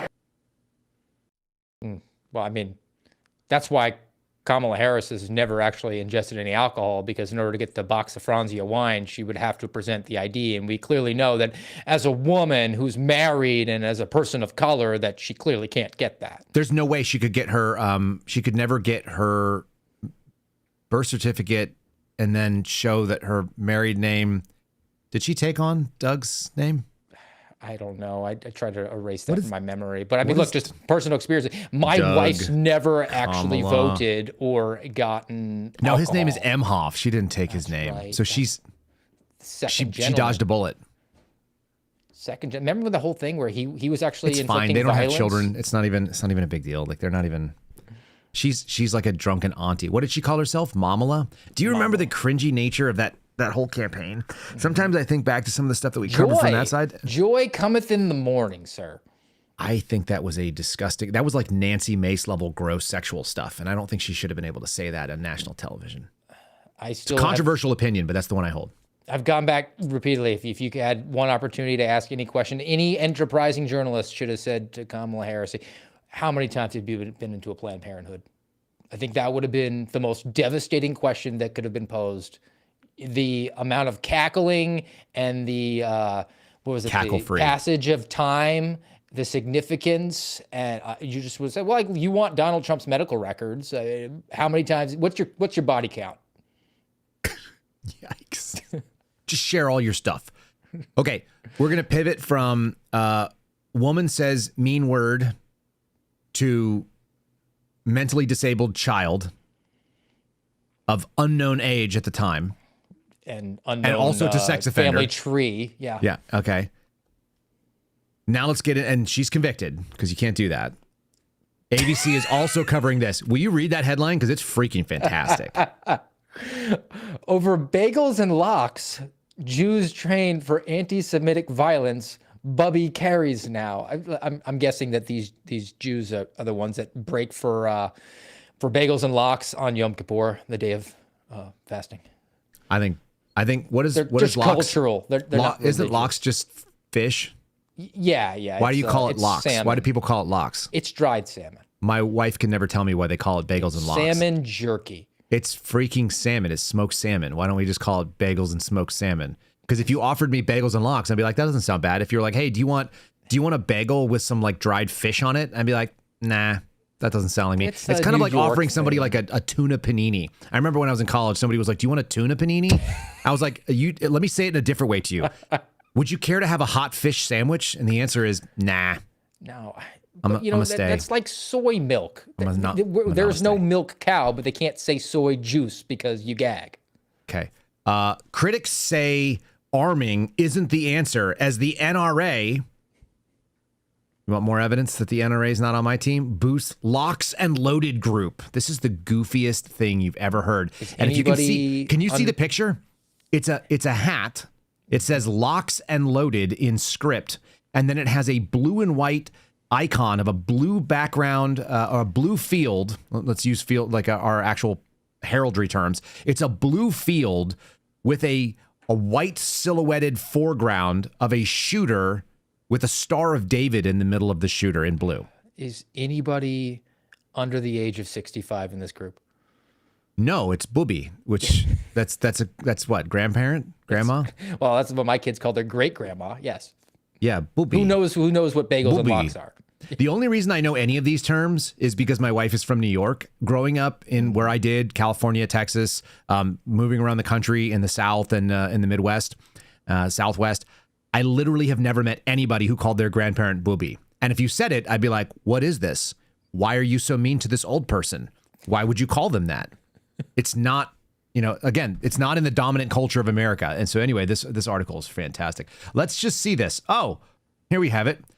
I want to see what the headline says. Yes. The headline says, an unusual mix of young Jewish professionals and retirees and parents and grandparents and Republicans and Democrats gather for firearms instruction outside of Chicago, where they're not allowed to own the gun anyway. Cool story, bro. None of these people, if this is what they're showing up to learn on, this is a indoor range with they've set up kind of like a training op that should be an outdoor range, but it's indoors because you're not allowed to shoot. Yeah, they're standing down range. Well, the range, the down range is these blue barrels, I think. So they've actually artificially set up like a start point. Yeah, they've set up a down, but this is clearly an indoor range where you could see the rails. This is supposed to be shot from. You're supposed to be shooting from the yellow line, most likely, and then they pulled the booths out. Anyway, I get excited when I see dumb stuff. I'm not a big gun guy. What's your first indication there, Daniel Schwartz? I'm not a big gun guy because I live in Chicago. He's a 30-something grassroots organizer who recently purchased a 9mm handgun. He's now an assassin, and he lives near Chicago, which is why I know he's not a big gun guy. All are Jews or their allies, there to schmooze or to shoot. What? Schmooze. Dude, this is the weirdest. This is the weirdest sentence. sentence. Network. All are Jews or schmooze with their allies. Why do you have to be a Jew or an ally? Very weird. This is a weird group. I love this headline. Everything about this. I don't want to shoot anybody, okay, says Marla Friedman, 71-year-old retired psychologist who owns a .380 pistol. I just want to get stuff in place that's the actual last thing. That should be the number one disqualifier. If you're saying that you don't want to use the firearm at any point, then you're likely to have it taken from you and used on you. If you're not prepared to deliver the round, you do not need to be here. Well, they're gun skeptics, but they've changed their minds since the October 7th, 2023 terror attack in Israel. The one that happened near Chicago, just outside the It could happen anywhere. It could happen anywhere because they're right near the border of like a Hamas-controlled territory in Chicago. What are we doing, dude? It's genuflecting. It's Holy shit. It gets better. This is like the best article I've ever read. You can see the writing on the walls and you feel like the walls are closing, says Angela Barak, a 42-year-old engineering consultant and mother of two who joined this group. So you just feel the need to protect yourself. So if you see the writing on the walls and the walls are closing, is it like my experience where the font gets larger and larger? You can see it easier and easier as it gets closer, I guess. Gail Pearlstein...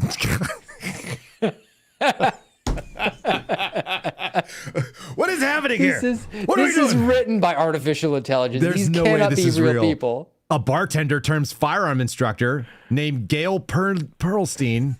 She should have changed her name to Pearl Grip. Yes. What is happening here? She set out to assuage the fear she saw rippling through her community by co-founding the firearms training club Locks and Loaded. They were scared for themselves. They were scared for their families. Their kids were harassed. They were being followed. They were being threatened at work because they were Jewish, Perlstein said. No evidence required. They should have just videoed it on their phones. And We've covered this before. $900,000 on a GoFundMe. The number of anti-Semitic attacks that have happened in this country, they're mostly like people leaving mean voicemails that were probably Jewish people at a mosque, or I mean at a, what do you call it? At a synagogue. Yeah, or a sizable percentage are actually within the prison context, which is a completely artificial construct because those are gang cultures. In just over a year since it was started, Locks and Loaded has grown to more than 59 chapters in 24 states with 1,800 members. Every time the door opens at a synagogue, every single person in the synagogue is looking towards that door out of fear because of what might happen, even though basically nothing ever happens, ever. Statistically, it's irrelevant. The number of anti-Semitic attacks on synagogues that involve violence when the door opened is like 1 or 2 a year. Mm-hmm. Meanwhile, they were burning down Christian churches under the Biden administration, and nobody could find out who did it because it happened at night. It happened at night. It's really hard to figure out what's going on in the dark. Mm-hmm. This is a great little look at this ad here too. I love this lady, Lindsay Davis. She always looks like she just knows more than you do. This is ABC News prime time. Got some Michelle Obama type of arms there. Here's a good one. Okay, so they show pictures of what happened in Tel Aviv because that's totally related to what happens in Chicago. Even so, not all Jews believe more firearms in synagogues is a realistic solution, and many ban them outright. According to the Anti-Defamation League, 2025 was the third highest year on record for anti-Semitic incidents, but the word incidents involves things like mean voicemails. We've looked at this before. It's actually funny. There's hundreds and hundreds of them across a country of 350 million, a statistically irrelevant number. Here's a woman who's reacting to Israeli rescuers in Tel Aviv after rockets hit from Palestinian militants on October 7th of 2023. This is a completely unrelated picture for no reason. Yeah. This is totally fake, and we know it's fake because they tell you it's fake because they ban their attendees from carrying a firearm after having gotten the training and all the necessary schooling and licensure to protect themselves against the threats. What you say, there's a rise in threats. There's lots of violence out there, except the violence that you're complaining about is angry voicemails. And you actually say, no, you can't make yourself more secure. You can't defend yourself, but make sure that you come here. Steve, I just want you to understand that the writing is on the wall. You can see it. And the walls are closing in. The writing on the wall is the graffiti. That's why this 42-year-old woman, this 42-year-old mom is going to be, where's her husband who's going to carry the gun? That's another weird thing I don't understand. I don't want to shoot anybody, okay? I just want to get stuff in place. So that's the actual last thing, says a 71-year-old lady who's about to lose her gun. Where is this 380 about to be donated? She's just not a big gun person. She likes a little like Luger. I don't think she's a Luger lady. I think she, like, if you're carrying, look, if you got the stones to stand in front of a 380, you're like 380s kill people dead too. It's all about shot placement. That's still a 9mm. Yeah. I feel like they're probably buying stuff off the streets. Like most people have no idea what they're talking. 22s. Dude, I'll shoot you with the 22 dead all day long. That's a cop killer for sure. Dude, 22s, like they hit you in the bicep and then they end up in your brain pan and you're like, how did that happen? If you're a cop, yes. If it hits you in the pinky, you will die from a 22. It's well known in the world. All right, let me see what other fun things. Okay, so in the world of, we're talking racial grievances and nonsense here. I think this is all good. This was another one I saw, and this one is actually pretty wild too, because there's now rising tension. I'm just waiting for whatever the summer of violence that kicks up. We haven't seen like riot season kick off this year. No, and the summer is getting late. School's almost back in session. Right. So we need to drum up some outrage. NBC is doing their work. They're doing the best they can as tensions rise in Madison. I didn't know that they were rising. Did you know they were rising in Madison? No, but I'll have to ask Garrett O'Boyle. Well, the tensions are rising in Madison after a deadly police shooting and the victim is identified. Do you want to guess the situation without knowing anything about it? First of all, the state justice department is leading the investigation. They will release the name of the officer who fired his weapon, the police chief said. I'm going to show you the video. I think his might be the wrong pronoun unless she identifies weirdly. Do you want to guess the scenario? Subject armed or not armed? Subject was probably armed. Okay, that's a good guess. What else do you want to guess? Subject probably had an Adam's apple. That's safe. Yep. Do you want to hear the coverage from the local news? I pulled this off this video here. This is fantastic, fun stuff. This is NBC breaking news as tensions mount in Wisconsin. New video capturing the deadly confrontation between Madison, Wisconsin police and Corey Ruiz. Captured on camera in Madison, Wisconsin. Hold on, I'm freeze framing. What do you see there with the gun? The female officer, like at a non-common firing line. So it actually may be the guy that's with the knee bent in front that's actually doing the shooting from point blank. Because that's one hand grip and not in a yeah, very well. She doesn't look like she's. Stance. So the thing is, they said that the officer used a taser and then turned around and used a gun, and she apparently used the taser from what I could see. She looks like pepper spray or taser. Yeah, I don't know what's going on here, but anyway, so like maybe it's not the female officer. Anyway, let's continue to hear the outrage that's building. A police officer fatally shooting the 38-year-old who investigators say was armed with a knife. This is an open and active homicide investigation right now. The scene sparking outrage even at a press conference with city leaders late today. Multiple videos capturing the... Did you see the city leader? The city leader? Yeah. Yeah, he's in a t-shirt wearing sunglasses inside. That's cool. Incident from different angles. The scuffle appearing to begin here when police say Ruiz falls or is taken off his bike by an officer. Authorities were responding to a report of an individual checking car doors Wednesday afternoon, they say. Okay, so the story is a guy was checking car doors ostensibly to break in, right? Yes. He's trying to get into doors. Then he runs on a bicycle. Now, he didn't do nothing, and he wasn't ever going to be, he's not like a known bad guy. I'm sure they've never seen this guy before. Right? Probably was unplanned to be a doctor, right? He was going to be a doctor. What do you think his criminal record looks like? As long as my arm is, full of... Estimate number. A dozen. Okay, you're on record with a dozen. When the man initially fled. Watch as police appear to struggle with him. They say Ruiz pulled out a knife and injured one officer. If you're just listening, there's a picture of the freaking knife. Big and that knife, dude. That knife looks like it's about 7 inches long. Authorities say a taser was deployed, but it was not successful. Then 3 shots are heard. Okay, 1, 2, 3. By the way, that kick to the ground was pretty solid while the guy was still fighting his way back up. All right. Yeah. This is a shit show, whatever it is. The officer who sustained injuries from the knife was the same officer that fired the shots. Okay. Oh, so somebody who delivered a deadly force because there was an imminent risk of death or serious injury to that officer or to somebody else. I think we're done here. I think if you cut a cop and then they shoot you, then that's probably what you were in the market for. Like I said, he's never been in trouble before, right? No, he's just the same officer. Let's get the that fired graduation shots. photo. Public records show Ruiz had at least 40 criminal convictions, including several for resisting or obstructing law enforcement. Did you hear what that number was? 40? How far off were you? 3X? It was only 300% higher. Okay. Cool, right? You should not lose your life as a result of an encounter with law enforcement. If you try to take law enforcement's life, then you're going to suffer. Who was that woman? The mayor of Madison. That's the mayor of Madison telling you that you shouldn't die if you cut a cop with a freaking gun. 40 criminal convictions. Not lose your life as a result of an encounter with law enforcement. Hyphenated The last shooting name, leading by to the a way. night of I saw that. demonstrations. Protesters here interrupting an outdoor concert at the state capitol. Jasmine Brown says she knew Ruiz personally. Can you describe this woman for those who are listening? High Jasmine calorie? Brown? High calorie. She needs a more supportive bra as well. And she might need, what is going? Non-restrictive waistbands. A non-restrictive waistband. That's nice. That is a very unfortunate shape to present on camera. All right, so let's find out what she thinks. She knew Ruiz personally. I bet he was an awesome guy. You've known him for 20 years. What was lost in that shooting? I mean, a father, a son, a friend. He's got babies. Terrific. A loved one. And he's gone. Shaq Brewster. She's remarkably well-spoken. I did not expect that articulate answer, even though that's equally funny.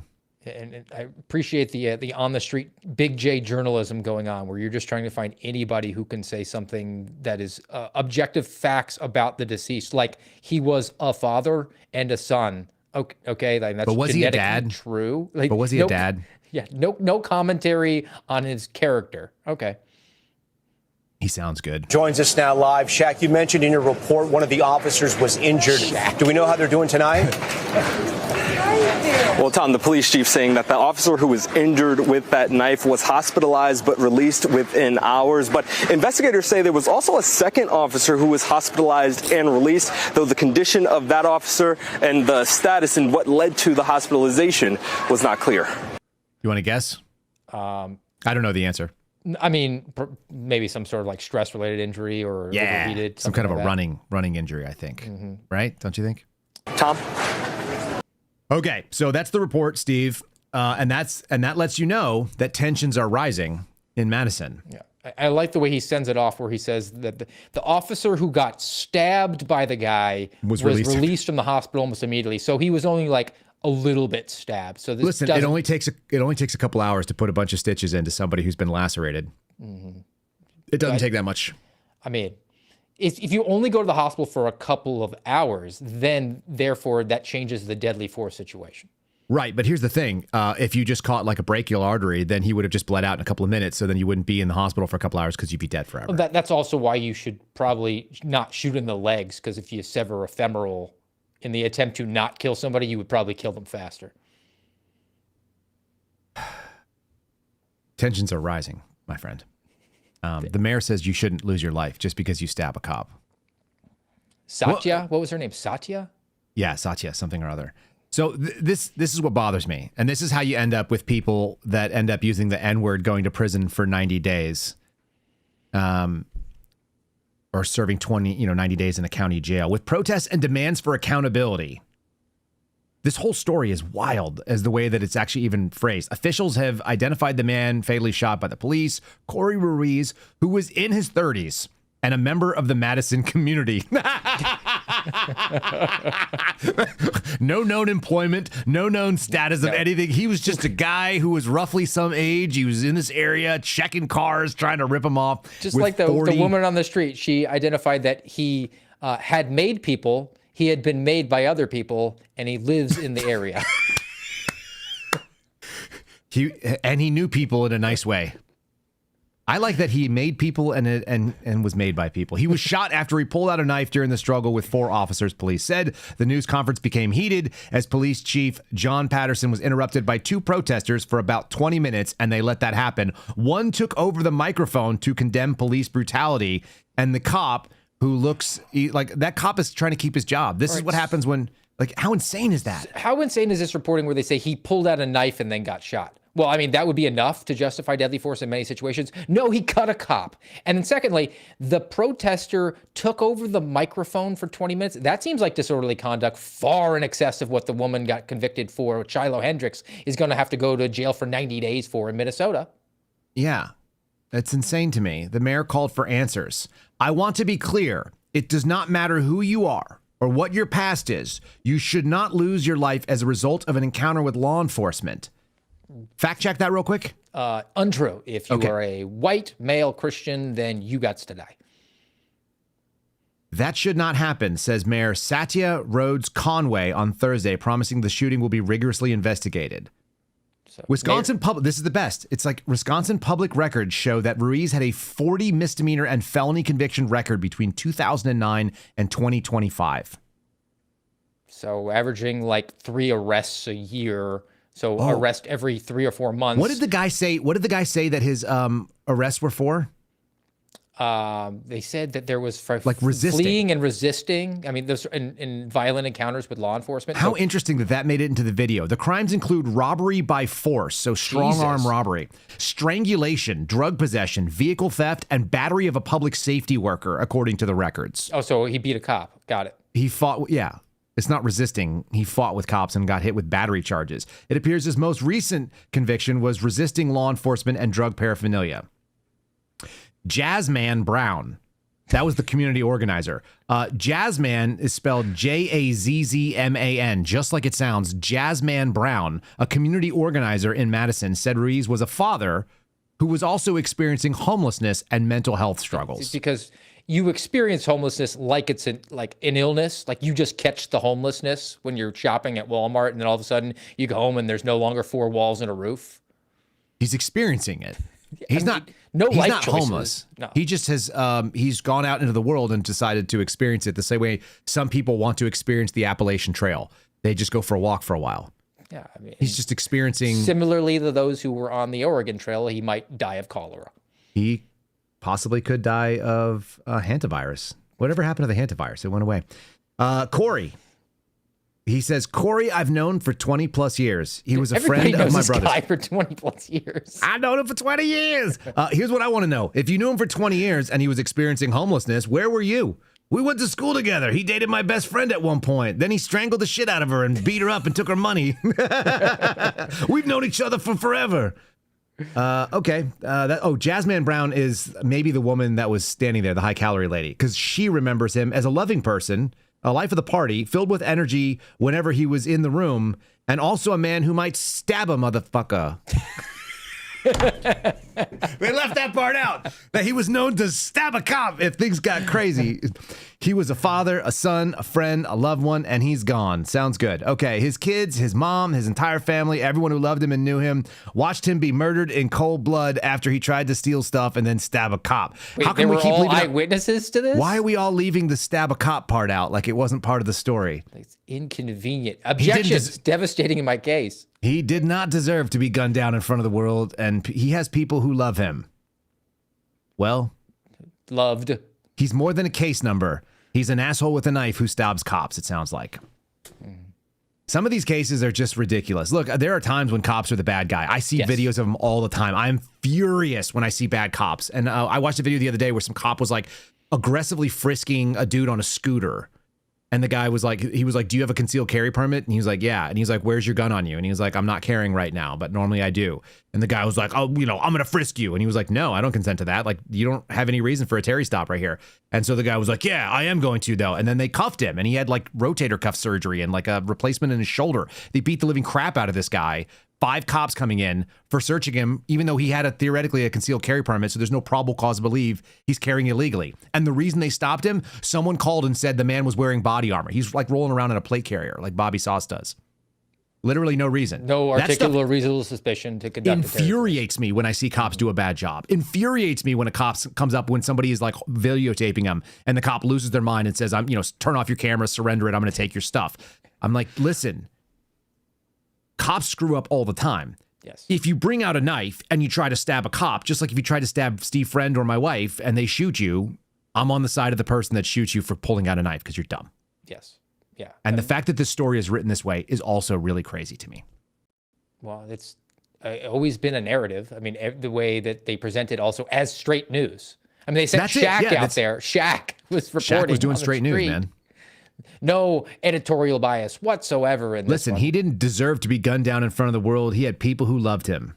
Yeah. There has to be some kind of change. And the stabbing victim only went to the hospital for a few hours. It's just a few hours.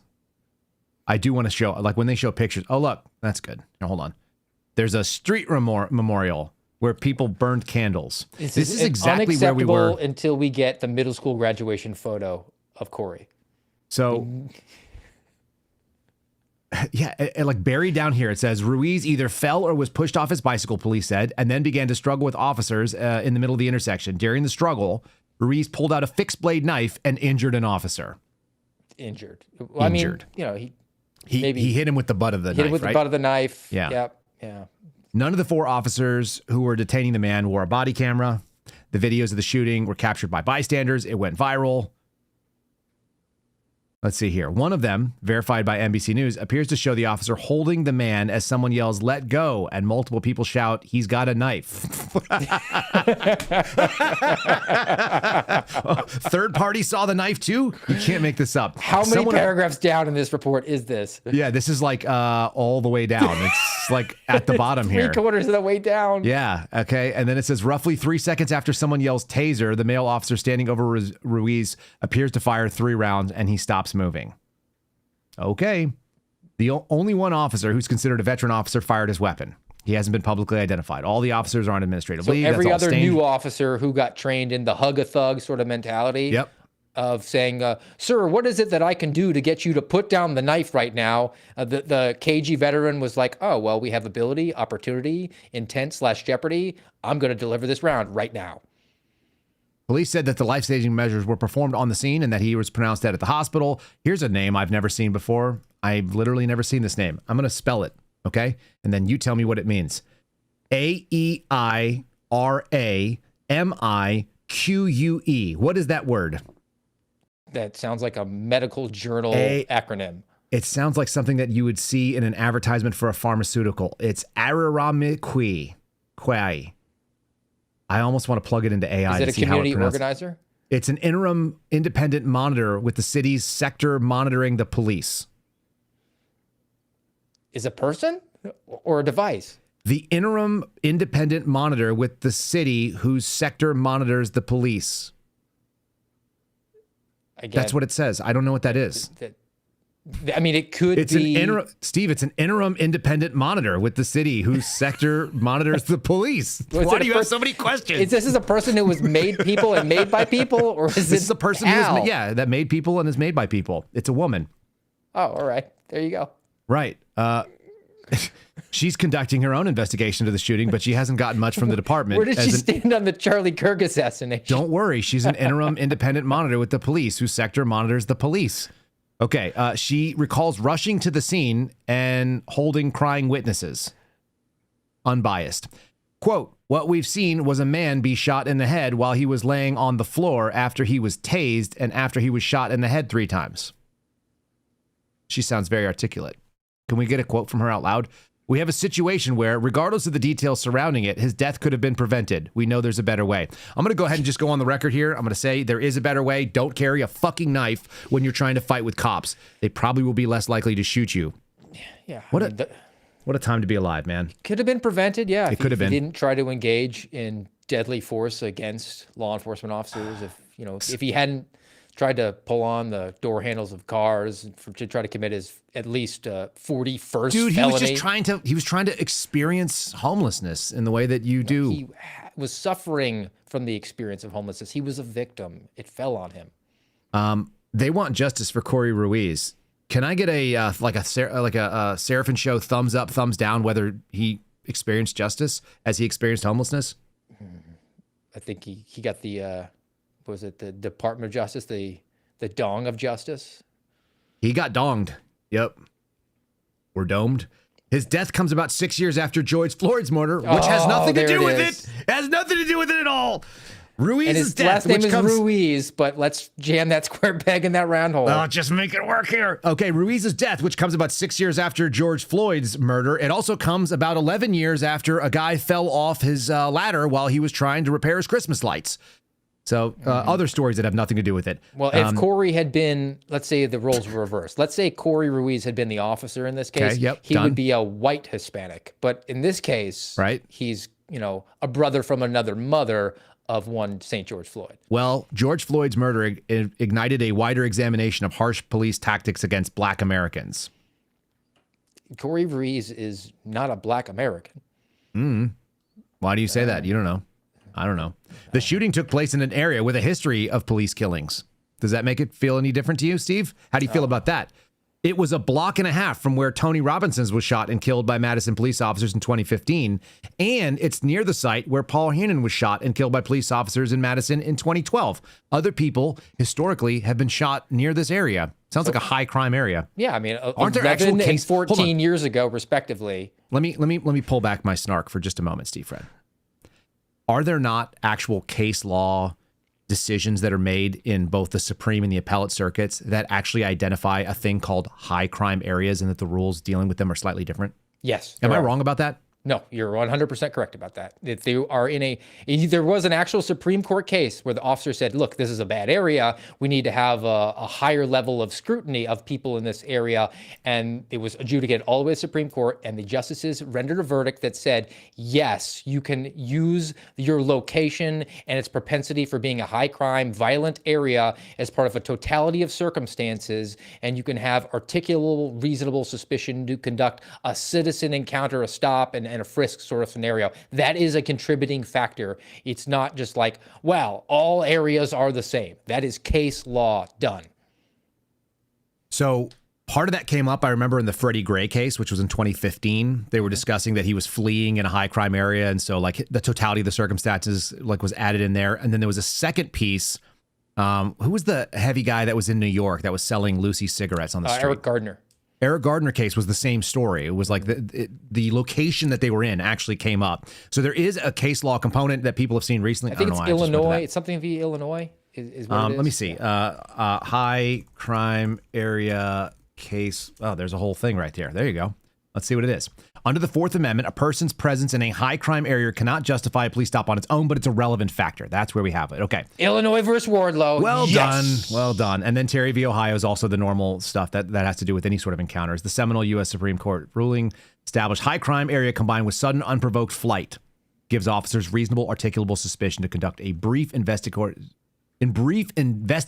Terry stop. Yes. So there you guys have it. For those of you who are wondering, does it matter? Now, if you're actually viewed doing actions that generally are associated with a crime, like trying to test door handles of people's cars that are not yours. And then that weird thing that if you like, I don't know, draw a knife and then stab a cop with it or slice a cop with it, it turns out that actually is already, you've already crossed the threshold whether or not the encounter is, but You have reasonable suspicion. You have reasonable that the person suspicion. is engaging in violent action. you might actually have probable cause to believe that somebody is engaged in an action that could take. You don't have to take it to a grand jury. You can make a probable cause arrest. You can arrest somebody for stabbing or cutting you if you're a cop. Mm-hmm.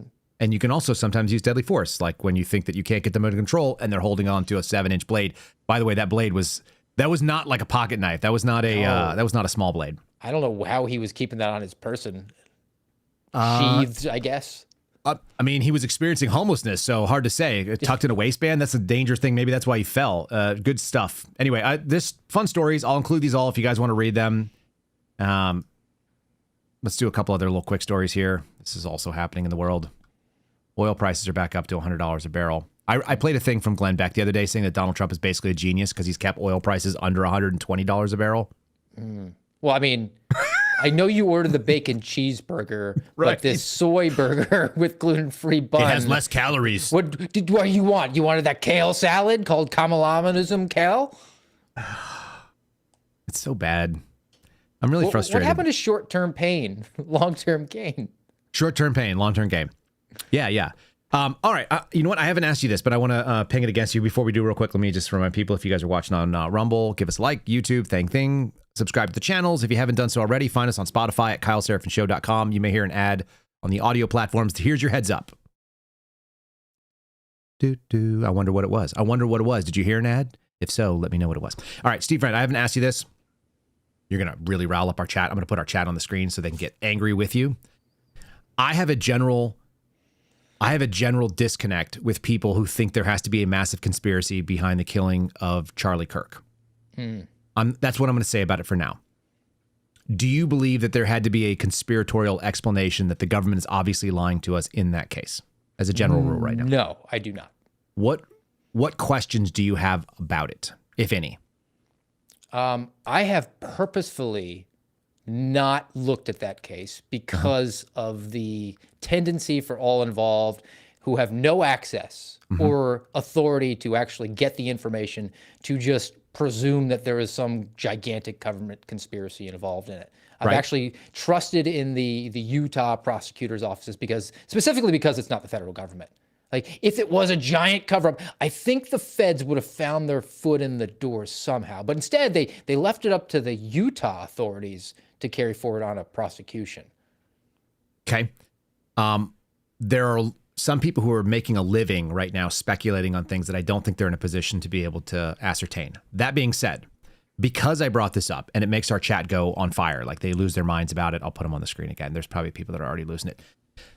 What I'm going to do is I'm going to have two people that I think are reasonable. I have Bobby Sausalito, who I think is funny. He's not a criminal guy. He's just a regular dude with common sense who's been following it. He's pretty invested. He is going to come on and tell me on Monday his take on this stuff, because I want someone who believes differently than you and I do to explain to me, make the case for conspiracy or make the case for what you think is a problem in what we've heard so far. So we're going to have that. And then I'm going to have Clint Russell do a recording with me next week on the same exact topic. And we've both, I don't know if you've dealt with Bobby, maybe you've dealt with him online, but you've dealt with Clint Russell. He's sane and sober. Would that ring true to you? Oh, yeah. Yeah. Definitely an inquisitive guy. Okay. And so he thinks that there's some issues. When I reached out to him, his statement was, by the way, that neither of these guys seem to say, oh, well, it's obviously a conspiracy. They just said we have more questions, and I want to know what they are and why they think that they're, one, entitled to the answer, two, that they think they can get it, or why they haven't been appropriately answered. But we're gonna dig into this topic, and I'm in the same boat as you. I don't have any skin in the game. Like, I actually don't care one way or another. If it turns out that the government's involved in it, like, I hate the government anyway, so that's easy. I can always hate it. If the federal government is involved in something, I don't see it. The appetite on the content space, within social media and podcasts and all that, from the audiences to have a host present to them this secret knowledge. This is Gnosticism. Like, I believe I have secret knowledge, and I want the person who I have a parasocial relationship with, because I listen to them talk for 10 hours a week and I kind of think I know him, to echo that exactly back to me, so that he is saying that he has the secret knowledge and we're in this sort of a club, and it's just not a reality. Okay. I tend to agree with that. I also, it's the internet Gnosticism. It's the secret knowledge bit. That's a big chunk of it. It's people that don't understand criminal investigations. And then there's so much money in chasing these things down. Like, that's not how investigations work. How many homicide investigations did you conduct while you were working Indian country? Half dozen. Okay. And how many death investigations did you go through? Oh, way more than that.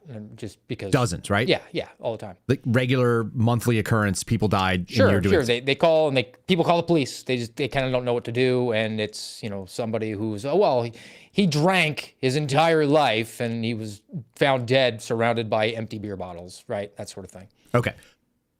How frequently would you have substantive updates to cases, let's say in the homicide ones, that you were bringing forward new information, your bosses are getting briefed on, like, what's the status of this case? Like, we're getting pressure on it, or whatever it was. Like, the tribal elders are really mad about it. How often would you be updating the case with, like, seriously substantial stuff?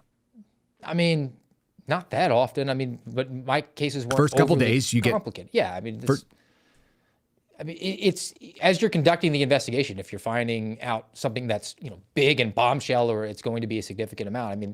Let's say you're conducting the investigation over the course of 3 months. You would think, like, once a week, if you're doing a good job, then you're probably bringing in something that's relevant, even if it's, hey, I talked to this person who we thought was going to be relevant to the case, and comes out that they don't really have anything. So we just needed to have that sort of status. Where you would get the other side of things was you get the pressure from the people on the outside, more so with the death investigations than on the homicide investigations. Right, where somebody thinks something happened that did not happen. Yes, where it is objectively apparent that the person died of natural causes, to the point where the pressure came down from the community so much for one woman's death that the tribal prosecutor put the guy who they say killed her into jail and just held him there. When we knew, the FBI came and said, this guy didn't kill this woman, he wasn't there. And they said, yeah, we know that, but we have to keep the natives are getting restless. We have to keep them in jail. I had a guy killed himself in a locked room. Okay. This is a real thing that happened. I drove out at 11:30 at night, out to whatever it's called. What is the name of the reservation out there? The Mescalero Apache Reservation in the mountains of New Mexico. 11:30 at night. The subject was a young, like 21 or 22-year-old male, deceased by strangulation, electrical extension cord. Hung himself, yeah. Hung himself over a rafter in a locked, like a garage shed. It was actually kind of a cool building. It was all like cinder block. It was a cinder block storage thing with kind of a high roof and kind of these vaulted ceilings and stuff. And he threw it over the top, and he hung himself, and we could tell by the mechanism of strangulation that he had actually used a loop knot, and he put his hand into the loop knot and then lifted himself with that and locked a straight arm, and then the chair was underneath him, and he just held himself to the point where he actually strangled himself, and he could have let go at any second. He was in a locked room by himself, locked from the inside, not the out. No obvious key, like nobody had a key to get in there. Nobody bothered it. Undisturbed scene. And when I asked, was he depressed? The answer was yes. And I was like, how long has he been depressed? They said, well, since our mother died. And I was like, when was that? And they're like, when he was 10. So for 12 years, he was suicidal and depressed. And he was killed in a locked room by himself with nobody having access to the room. And the allegation was that somebody might have killed him by the family, who told me in the same breath that, yeah, he'd been suicidal for over a decade. Yeah, I mean, there's always this, and I'm sympathetic to it because nobody wants to think that their loved one is capable of doing this. That's what I think is happening. They want to be able to go. Involvement. Yeah, they want to be able to go to the memorial service and say that this person was the victim here, as opposed to is done by their own hand. I mean, the one I'm talking about, woman with her boyfriend, bombed drunk in the middle of a winter storm in a car, and she got out to go and pee and walked out into the winter and passed out and died of the elements. Yeah. And because the blood pooled on one side of her when she keeled over, they insisted, well, he clearly beat her. Oh, that you had like lividity on one side? Yes. And did all people who know nothing about how bodies work. Yes, precisely. Okay. So the allegation was he must have beat her to death and then left her body in the snow where there's footprints and it's just her footprints.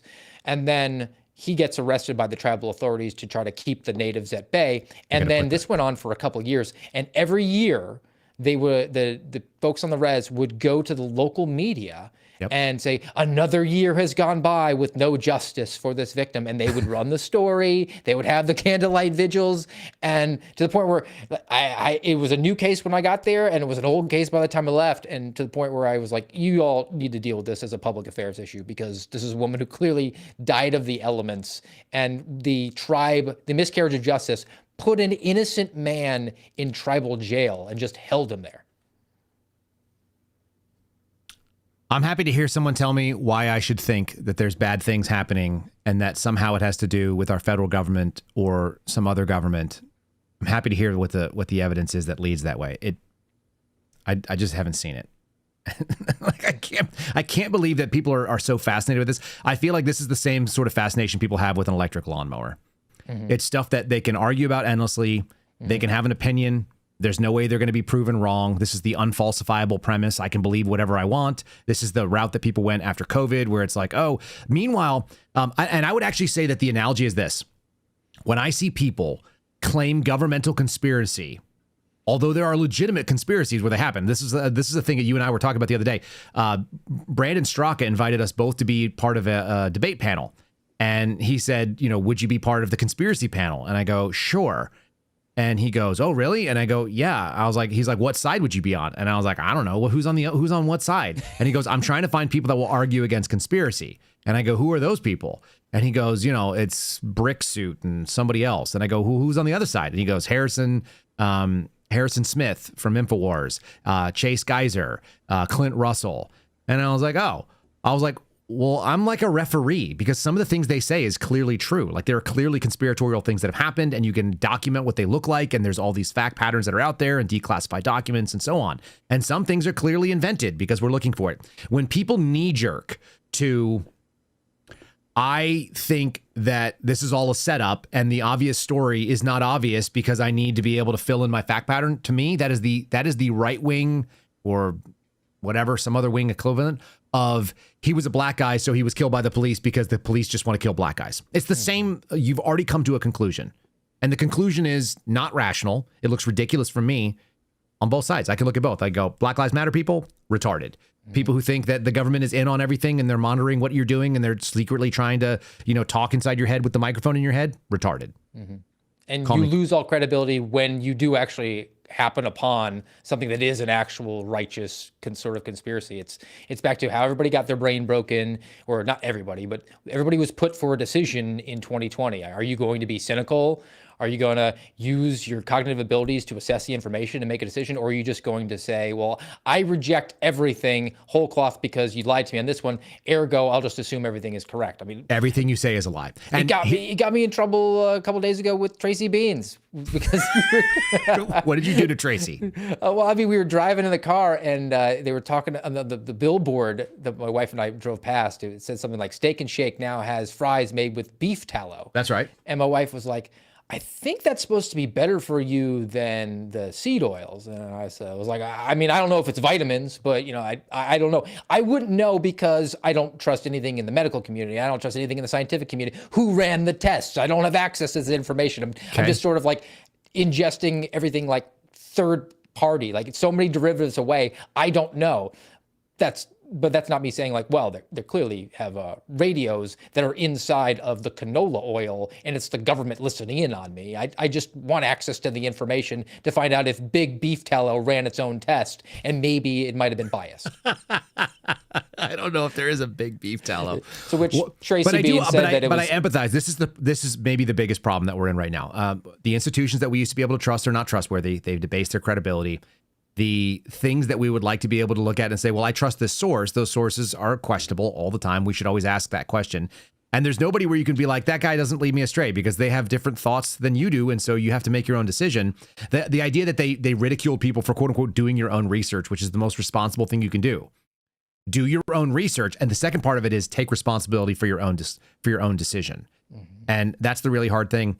Right now, there are so many categories where we're looking at this. You cannot be an expert on all things that are good for you, all things that might be pharmaceutical, all sort of weight loss programs, all fitness schemes. Should you be in barefoot shoes? Should you be in minimalist shoes? Should you be in high cushion, low drop? These are literally things that people spend their entire life studying. There are people who have just dedicated PhD research for a decade to become an expert in this one little topic. And you're going to like read the headline and be like, now I know everything I need to know. And we all do that. We're all guilty of doing that. And we used to be able to say, at least the people that are in charge are smart. They have smart people surrounding them that do smart things.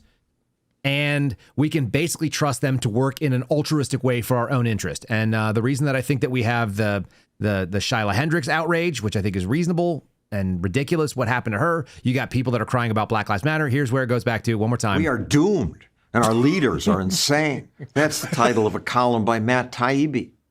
We asked Taibbi for an interview, but he didn't.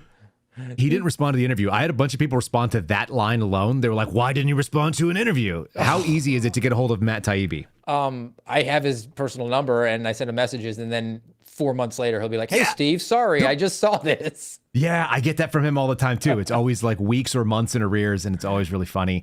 And here's the other thing. The people that you wanted to believe that were saying things that made a lot of sense to you and you thought they were decent, this is a great kind of like, Tracy Beans, I think, has a good faith actor to the point where she was like, this sucks, I'm out of here.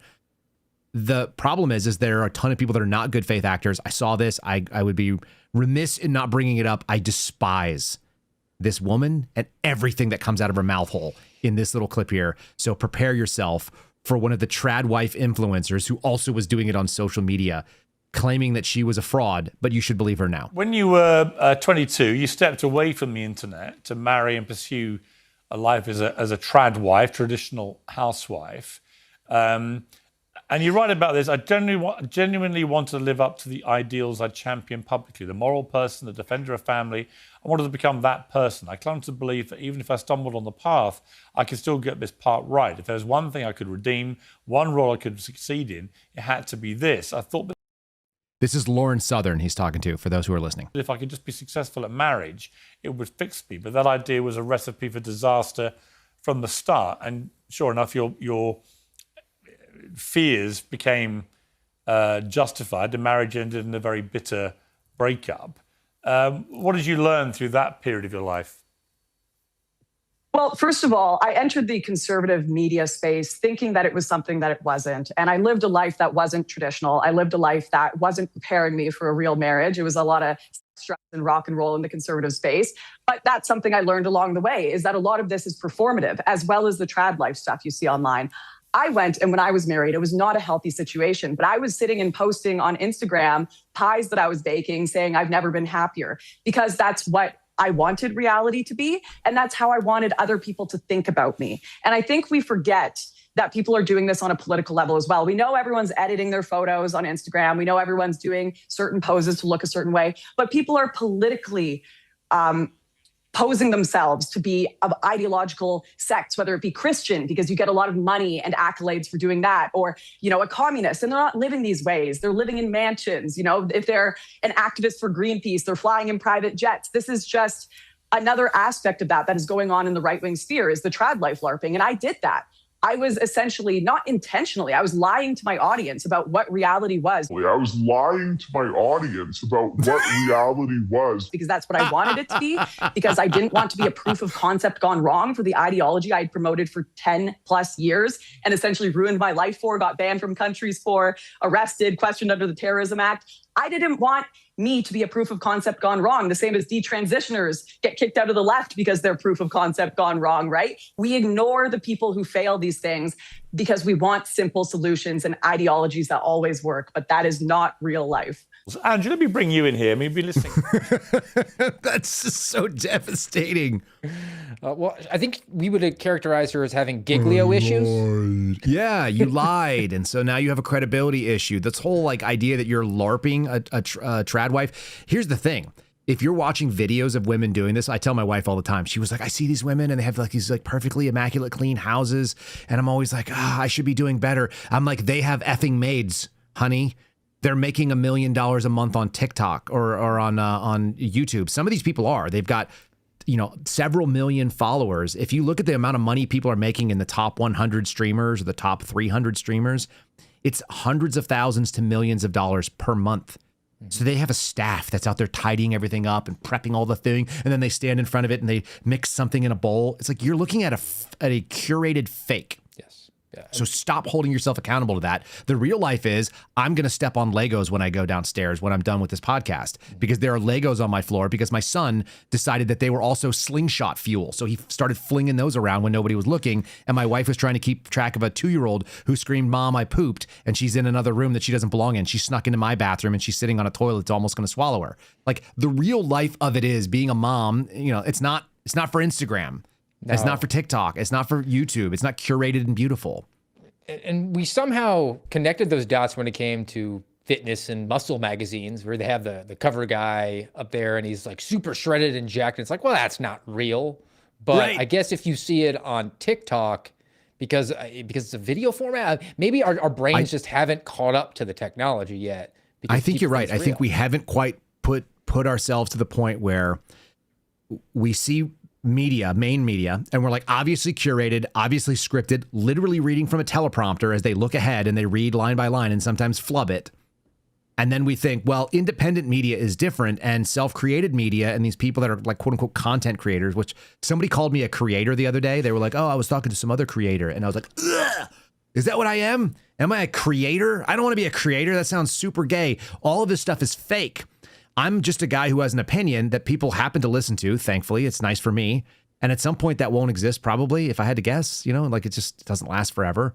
And then hopefully I'm dealing with, sheep and goats and cattle. Integrity is only a problem if you got it. So it'll probably end. Otherwise, you'll wind up being like the independent media types like the Glenn Becks who just mouth the talking points because they have now swapped places with the traditional media that used to do it. We haven't quite caught up to realize that the curated fake stuff, just like we know reality TV is not real.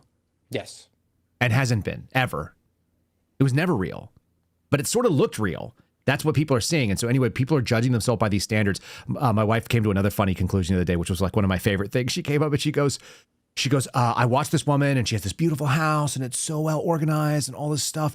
And then she was telling like her story and she experienced like a home fire. She experienced homelessness. She had a home fire where like her house burned down with all of her worldly possessions. And so when they got paid off by the insurance company, they rebuilt their home the way they wanted to, and they bought all brand new furniture. And so everything, unlike everybody else I've ever met, it perfectly matched because they bought the furniture for that house. And nobody does that unless you're very wealthy. Most people are bringing like crap around with them for years and years every time they move, right? Yeah. So she's like, anyway, so like, that made me realize that like there's a niche market where people need to explain like, how do you make the things that you had in your previous house fit in the house that you're living in right now? And I'm like, that's not what I heard. That's not what I heard, Steve. What did I hear? Your wife wants to buy new furniture? No, I heard that we're supposed to burn all of our shit and just move. And then have the insurance company buy it for you. Dude, I don't know. I just thought like maybe we should just burn everything because we got too much crap. I was like, yeah, I'm sick of having too much stuff. I should just burn all these. Like, we should burn the sofa. But besides, like, it's had kid crawl all over it with diarrhea or vomit. Like, there's my child who's slowly like planting things, like he's trying to plant seeds in the cushions. I don't know. Like, we probably should just burn it anyway. But when I heard her say, like, the challenge is that you've got to make it work with what you got, I was like, that's not what I heard. Let's just burn everything and start anew. In any case, I'm not going to burn it for the insurance money. I would just burn it if I knew a place I could go burn it and get rid of it.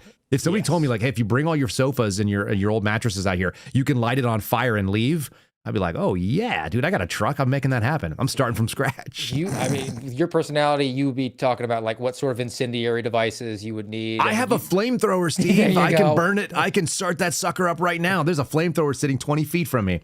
All right. In any case, that's my thoughts on today. Like, I do think that we'll go to the final point here. We are doomed, and our leaders are insane. But at least we can have fun with it. We can point out that everybody is being dumb. And maybe the answer is just burn all your stuff and start anew. I don't know. That may be the answer for America, it turns out. I think it actually is going to burn itself down. That's a cleansing forest fire can have some positive effects on the ecosystem. All right. Well, we're all going to have to lose our jobs so we can be in a depression. I lost mine. You lost yours. When our audience loses theirs, then they can join us here. Tell them what's coming up on the American Radicals podcast. All right. Well, I appreciate it. You should join us over at the American Radicals podcast. See, I'm professional. I say us. It was just me in a room. At AmRadPod, YouTube, Rumble, noontime. Also at Spotify, AmRadPod. Doing the road less traveled today. Found some news stories that are not politics, not government, but about like Wikipedia trying to fight for the soul of the internet, and Amazon doing some price fixing stuff. So it'll be an interesting show. Join us over there a couple minutes, about a half hour from now. American Radicals podcast at AmRadPod. Thank you, Steve. Thanks for joining me. I'm going to let people know, since we've been talking about so many things being fake and gay, I think gays drink free on some Wednesdays or on some day of the week. So I got a palate cleanse coming up for that. I will see you again later on, sir. Have a good weekend. All right, you too, bud. All right, folks, we're going to shut it down here with just something to laugh about that has nothing to do with anything. What if you just didn't know? What if it was just a question and a bartender had to point it out to you? Thank you. How much? No worries. Gays drink free on Wednesdays. What? It's Hope Day promotion. No, I'm not gay. Oh, yeah, sure, buddy. Enjoy the drink. No, seriously, I'm straight. I will pay full price. If you're so straight, who's this? I don't know. And who's this? Oh, that's Jonathan Scott. He does the renovations on Property Brothers. The drink's on the house, pal. Hey, I'll take a whiskey and Coke. That'll be $12. Yeah, no problem. Why does he get to pay full price? So the gays drink free on Wednesday. He could be gay. No, this guy loves puss. Love it. How would you even know that? Is he a regular? I know. You can tell. No, he can't. No, okay, you give us a test again. We're both going to answer at the same time. What's your favorite season? What? No, that doesn't count. Give me another one. DHS or Logan? I mean, okay, Dean gets a bad rap, but he was just a teenager. What are we talking about, X-Men? Okay, one more. Just let me get one. What are these posters of? Annie, Hairspray, Cats, Hamilton, Chicago. Oh my God. There it is. Be proud, Quinn. Thanks for the free drink. Some of you guys know some things you probably shouldn't know. You got strong opinions about things that you ought not to have. Just saying. If you know all the musicals. If you know all the musicals. If you're a musical theater person.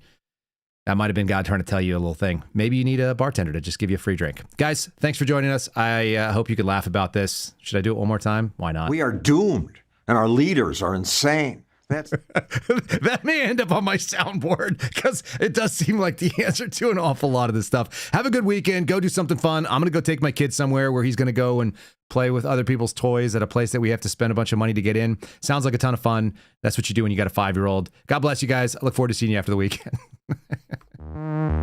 Thanks for listening to The Kyle Seraphin Show, streamed live weekdays on rumble.com/Kyle Seraphin. Follow Kyle on Twitter, Truth Social, and Instagram at Kyle Seraphin.